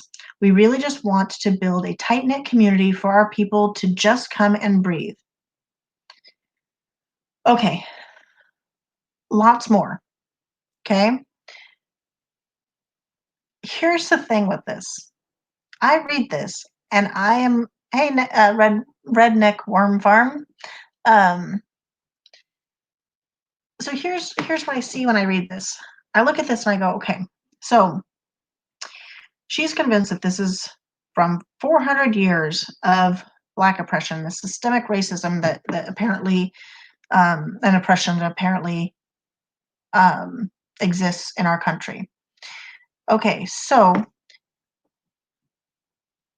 what's kind of ironic about that is it's her, a realtor, and I have one. I'm not sure what you're talking about though, Fuzz. So she's a realtor, and she partnered with her friend Renee Walters, an entrepreneur and investor. Okay, so how did they become so successful in this world? Oh, yes. How did they become so successful then in our country, in this country of oppression? And to feel safe? So is it the realtors and the and the entrepreneurs and investors that are being shot in the streets? Because this place that they're building, vacation homes, wedding venues, retreats, recreational functions, sportsmen's activities. I don't know that that their core audience are the people who really are being shot in the streets. Because number one, if you're talking about the people that are being shot by the police, which of them were completely innocent? Which of them were successful entrepreneurs, investors, real estate agents?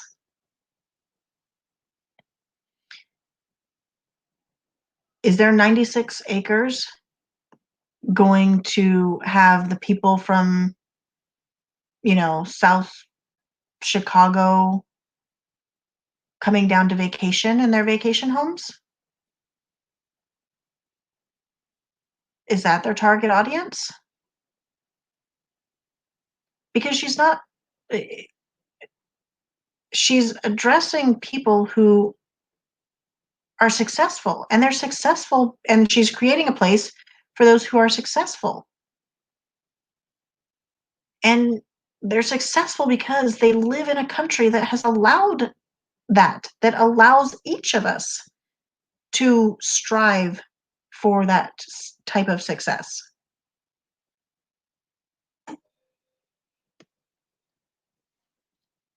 If they were so oppressed here, how could they possibly be doing this? And how could they possibly, if they were the couple that that squeaked through this oppressive system, then who is their audience that is going to be coming and staying in these vacation homes and planning to have their weddings there and, going out and hunting? It's ironic and it doesn't make sense. Okay, catching up. Everything going on was used by Hitler. We are reliving history. Yes. Headless, I don't know. Do you still have that video up? I think that you posted that video with that woman talking at a conference, and she was discussing, she was like a Holocaust survivor or something. She was discussing, um, yes, it's still on. Okay, it's still on his channel. I got to go back and watch that. It was so good. You guys should go and watch that. It's so good. It's this lady who's basically kind of laying out the steps for how they got to where they got to with the Hitler Germany. And when you listen to those steps and when you listen to the things that they've done, look at what's happening in our country now. What's been happening in our country, not even now. Um, what's been happening in our country for decades, honestly. Um, okay, let me catch up again. Yeah, apparently we forgot about our history again. Okay.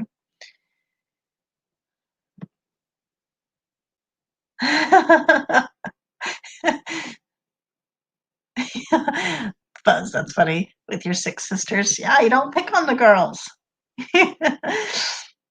um, their core audience can move there and box one those things now, lawyers and doctors. Well, and really she goes on in the article to talk about how they should have, and hello, Abdullahi. I am sorry if I slaughtered that. I apologize. Um, but she goes on to talk about how she basically thinks that they should create their own society to eventually get to a point. Now, one of the positive things that she's talking about is she is saying we can do this, and we can create this, and we can muster up this strength. She's not calling on, at least in this article, she's not calling on the government to do it for them, which is what many, I think, the really racist part um, of what many believe should happen. They can't do it on their own. They're incapable, so we have to help them. No, they're not. No, they're not. Their skin color is different. That doesn't make them incapable. Okay? Their skin color is different. That doesn't make them dumb. Their skin color is different. That doesn't make. So that's where the racism lies, in my opinion. Anyway, so this lady goes on to talk about how, yeah, we should have banking, we should have our own banking, we should have our own, etc. I mean, like literally everything. Um, so, yeah, I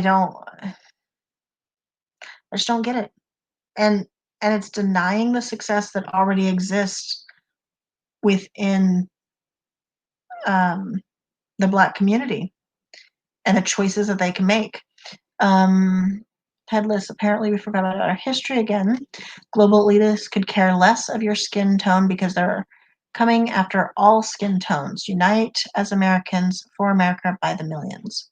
Well, what is, look, I believe that there are scum suckers in both of our major parties. The minor parties too, but I'm saying in both the major parties. There are horrible people that exist within both parties.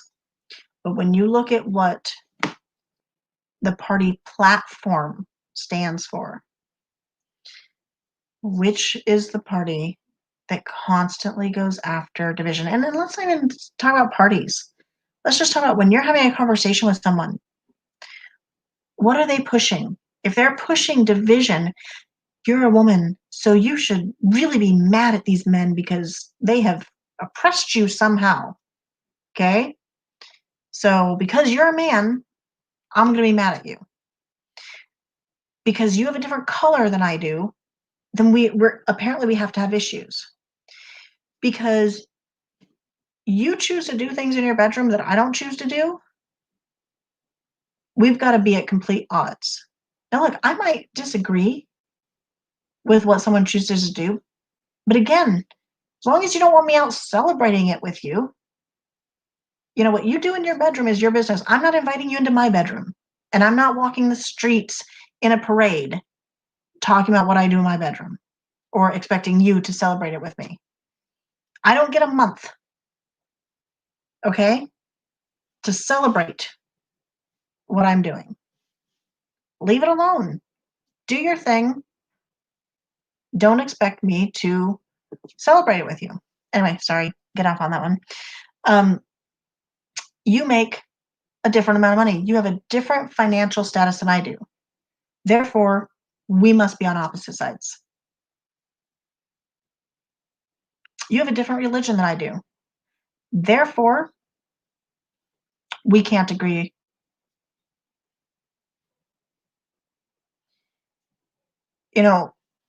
I believe one of our issues is that we are, as a people, we are screaming to be noticed, and we want to be special. I have two thoughts on that. One, I believe people are special simply because they were created in God's image. God created me, God created you in his image. That alone makes us special. Beyond that, We're not all special. I'm not special, okay? People don't wake up in the morning. I mean, unless they're, my family, maybe. People don't wake up in the morning thinking about me with me on their brain and, oh, what is Mel thinking? Or what is Mel going to do? Or what is, no, they're thinking about their own lives. So we have found so many ways, we've searched for so many ways to distinguish ourselves, to make ourselves stand out, to make ourselves special, not recognizing that we don't have to do all of that. We're already special. We don't have to be so different in order to be special.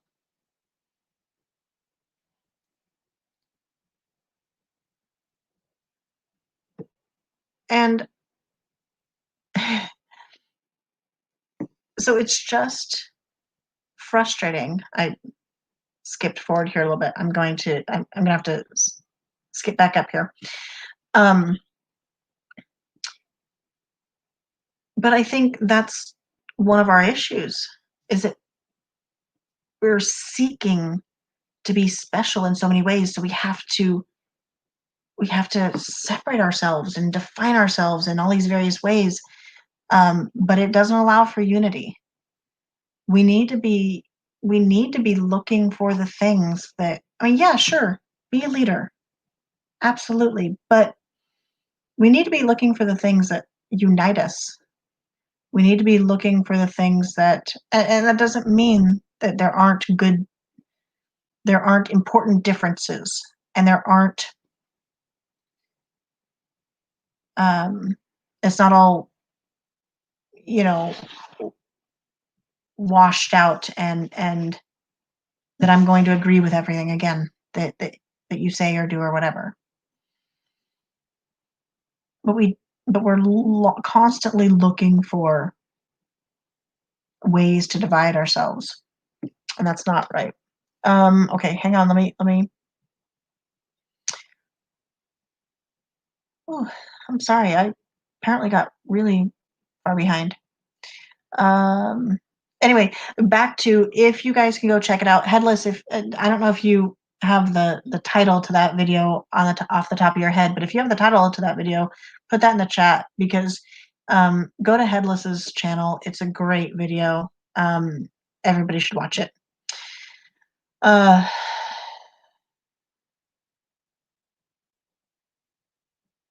Okay, they use things like this virus to blind the sheep. Okay, that's the other thing, is how many things, when we are so, hey, Okie grower, sorry, how many of these things that are sucking up the airwaves, the coronavirus, the protesters that are actually rioting, how many of these things are sucking up the airwaves, and yet what are the things that we're not talking about? What are the things that are happening and we're not seeing them? What about the declassification of all of these documents? What about, oh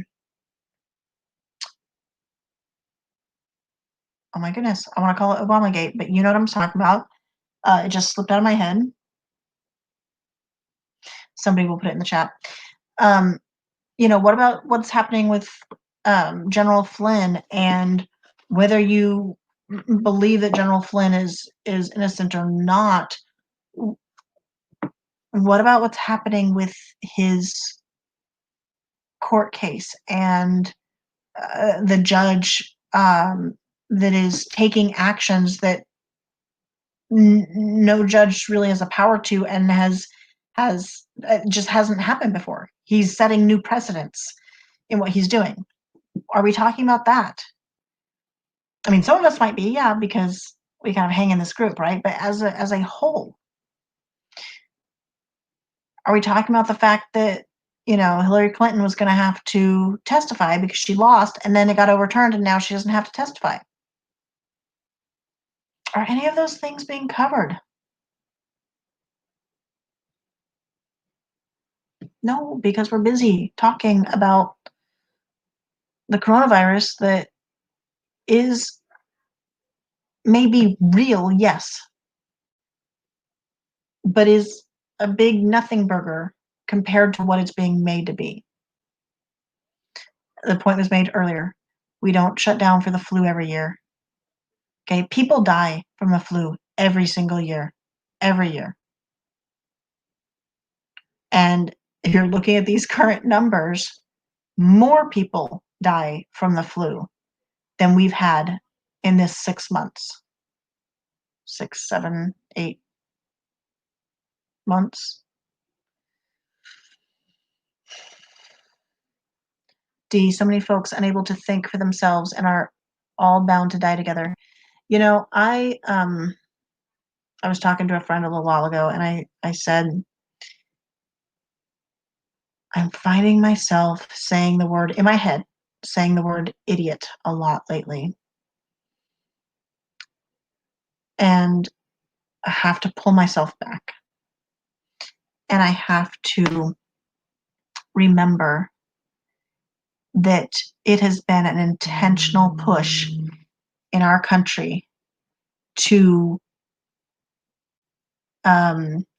take the ability to think, to ask questions, to use logic and reason. Logic, the art or science of reasoning well, thinking well. That has been taken out of definitely our education system, which leads to that being taken out of our culture. We have been taught to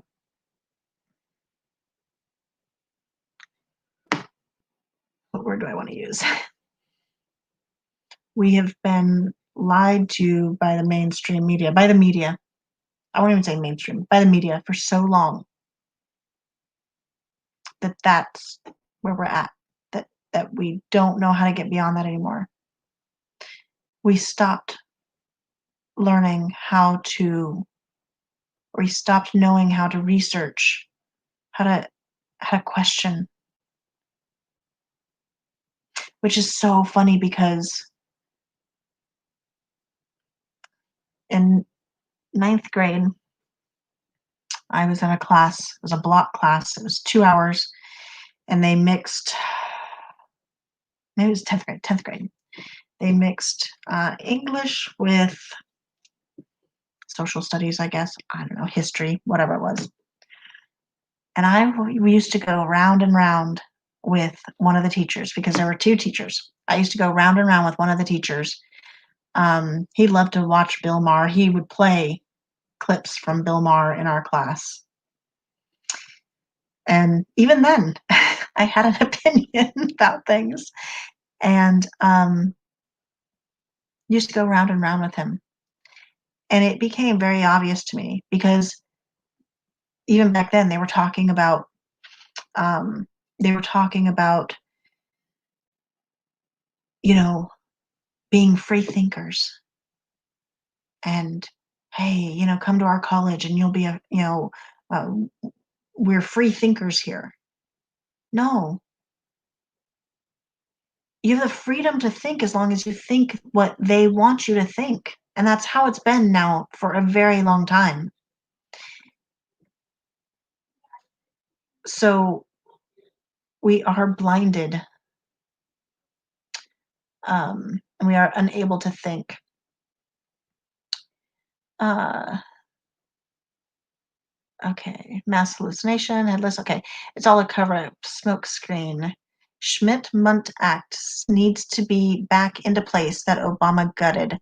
I don't know which one that is. Is that the one where he said that it was okay for us to, or for our intelligence agencies to be back in the media and to influence um,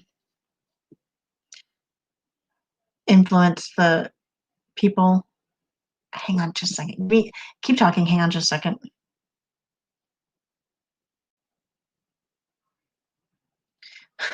Okay. I have to place my food order with my daughter. All right. learned this about life. If you are on a sinking boat, put your life jacket on first before trying to save others. Yes, yes, yes. Armor of God up at all times for yourself and love folks. Mhm. Black empowerment is ultimately also good for white people. Okay, so what I would say to that is that um, I just think we need to take the color out of that. I think that in our country, we are given the opportunity to um, be empowered no matter what our color is. And frankly, we've proven that. There isn't, um, okay, there's only one president position, right? So that's a little bit harder to get to, but um, we've had a black president, right? Um, but if you look at all the power positions, from CEOs um, to political positions to entertainment to sports um, to medical and the science field,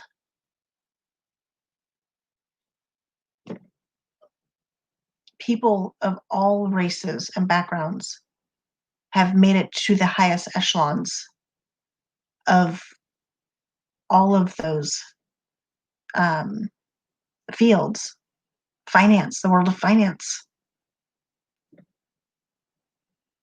So, yeah, it's not, and it's not one or two. I'm not saying, oh, because there's one or two that made it, we're all good.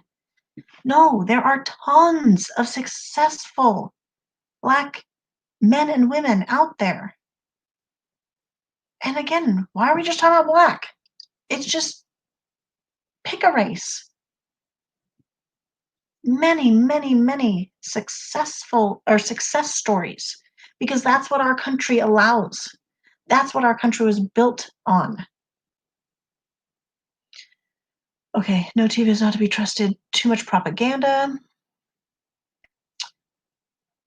So it's easy to trust TV. I'm not sure what we were thinking. Okay, what we were talking about. It's critical thinking. Uh-oh, I skipped ahead. Sorry. Oh, Russiagate, yes, but it's the story or the name that they actually gave the investigation over or of Trump and his administration or his campaign. Gotta call my cats. Tell them. Sounds good. Love you. Yeah, don't push it on me and I won't push it on you. Yep. The division you're complaining about was created by elitist white politicians. Um, okay, but I would argue, I mean, Malcolm X talked about the elitist liberal, white liberal being, um, the biggest enemy of the black person. I think he might have said black man. I don't remember. But anyway, um,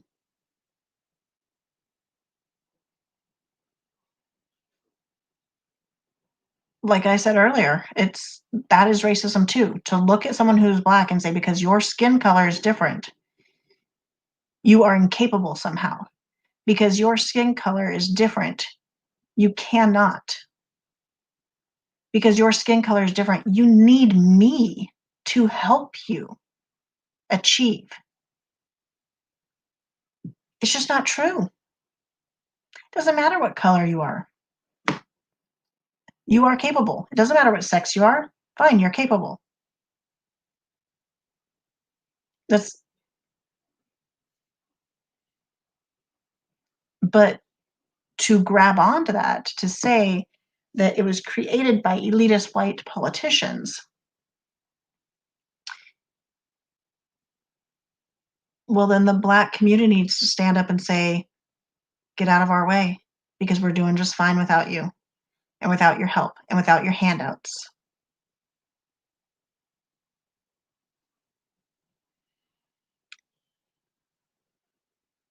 I'm ED, but I agree. I'm not actually sure what.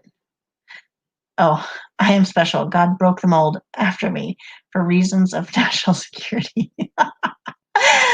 The world needs more weed. Um, I'll grab it. The weed or something else? Oh, the name. I'm sorry. There will always be some form of racism because there are those who think their way is the only way. BS, and because we are perfectly imperfect by design. Yeah, there's always going to be racism. And again, racism doesn't have a color. You can be racist, of, at in any skin. Um,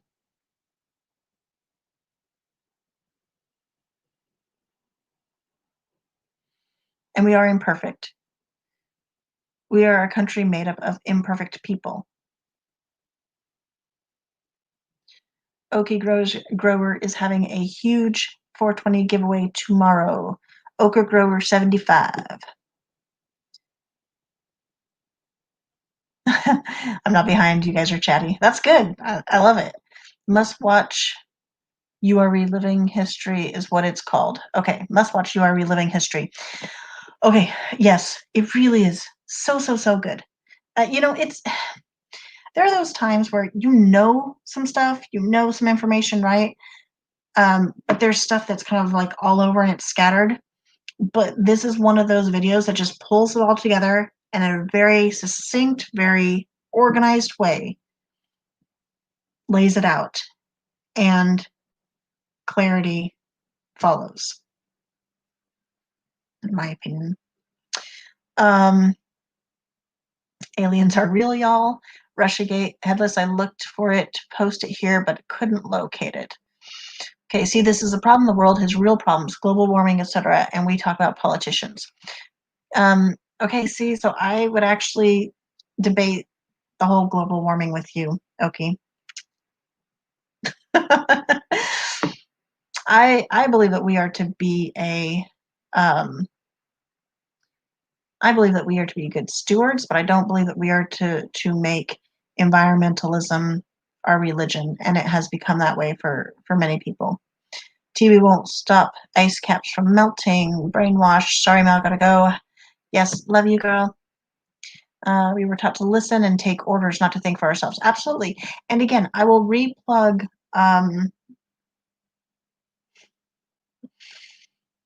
History Bee, her channel. I'll replug her show that she did on uh, education. I don't remember what it was called, but it was on Dewey and uh, his philosophy and how that influenced our education system.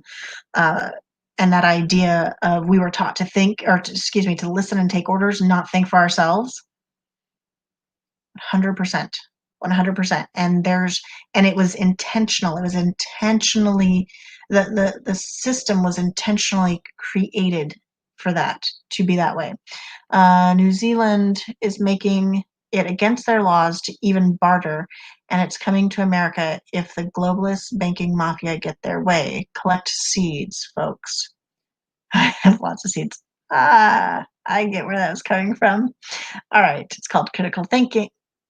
Uh-oh, I skipped. Hang on.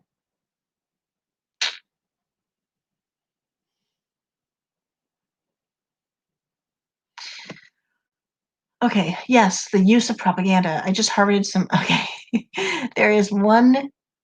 Um, there's one race, the human race, and that is it. Forget color. Absolutely. Aloha, Mr. Nazawa. Mr. Nazawa in the house.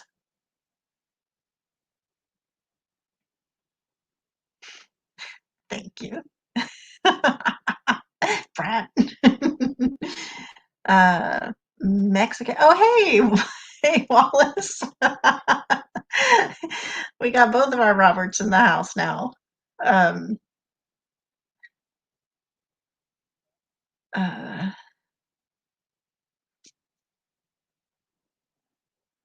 Uh-oh, you were unsubscribed. Sorry. I didn't do it. You dealt with racist yesterday. And you're a white guy. So were they white racist or were they other color racist? Was it racism against you or was it racism against somebody else? Oh, Berkeley. Oh, heavens. Do I have any tattoos? Gibber nibber? No, I don't. Other people in the chat do, though. All right. Well, I have talked about a lot of stuff. Just so you know, so I am, if you guys have seen or haven't seen, I am doing some pre-recorded videos where I'm reading original documents.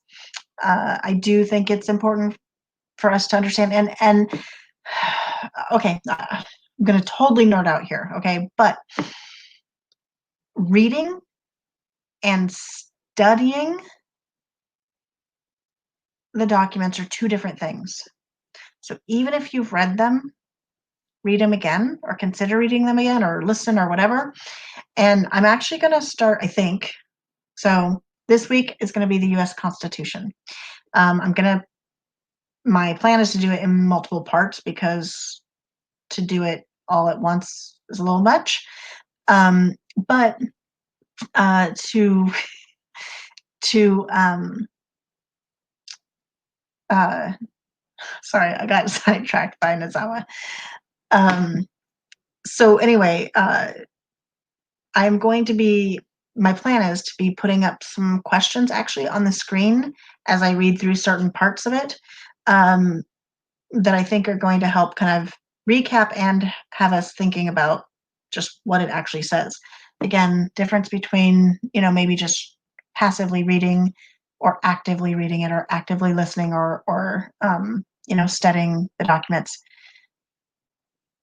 Constitution, constitutional rights, our rights, all this stuff is thrown around all the time in conversation today. And unless we know, I've had friends who are like, oh my goodness, they'll throw that stuff around and, oh, it's constitutional. And they don't know what they're talking about at all. So anyway, thank you, Sam. Love you. Follow Sam Reports too. She has nice short clips, not clips, but nice short um, uh, shows that she does, and she brings really informative stuff. And it's always not always, but most times she finds articles and things that I haven't seen before and haven't heard of. So it's good information. Okay, the other thing for the future, I think I might do a future live on the Electoral College because that's a big debate question every election cycle. But I think that there are a lot of people who don't actually understand what the Electoral College is. And so they don't really know how to debate that. Excuse me. All right. Other colors racist towards me. Yeah, I can. Again, I believe it exists. The racism does not have a color. I believe it exists in everything. Nazawa, yes, that's the skull tat that you thought you saw on my neck. With the, words across my fists, my knuckles. I don't know. Trying to be tough and I'm not. So, all right. So those are my thoughts. Any other thoughts that you guys have before we say goodnight? This is like 6 months or 5 months of pent up conversation that I was that I just kind of spewed out today. So I didn't give, I tried not to even go this long, but there was a lot. So anyway, did they think you were Japanese? Robert. Oh my goodness.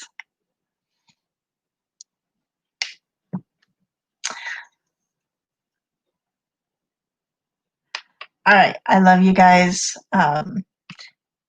like I've said before, there's a lot of people, man, many of the people in the chat are people who have, or have been in the chat, have channels, have videos posted, whether they do lives or videos. Check them out. Everybody on the screen, actually, in front of me, has channels that they have posted stuff on. So check them out. All right. Love you all. I will chat with you later, and hopefully it won't be 5 months again before I do another live. Stay safe out there. Avoid the crazy people because there are a lot of them out there right now. And, be smart. Be willing to stand up and protect yourselves and your families, but be smart. Okay? So, love you. Talk to you later. Bye. Thank you, Dee. Thank you, Robert. Thank you, Headless. Thank you, other Robert. Thanks, everybody.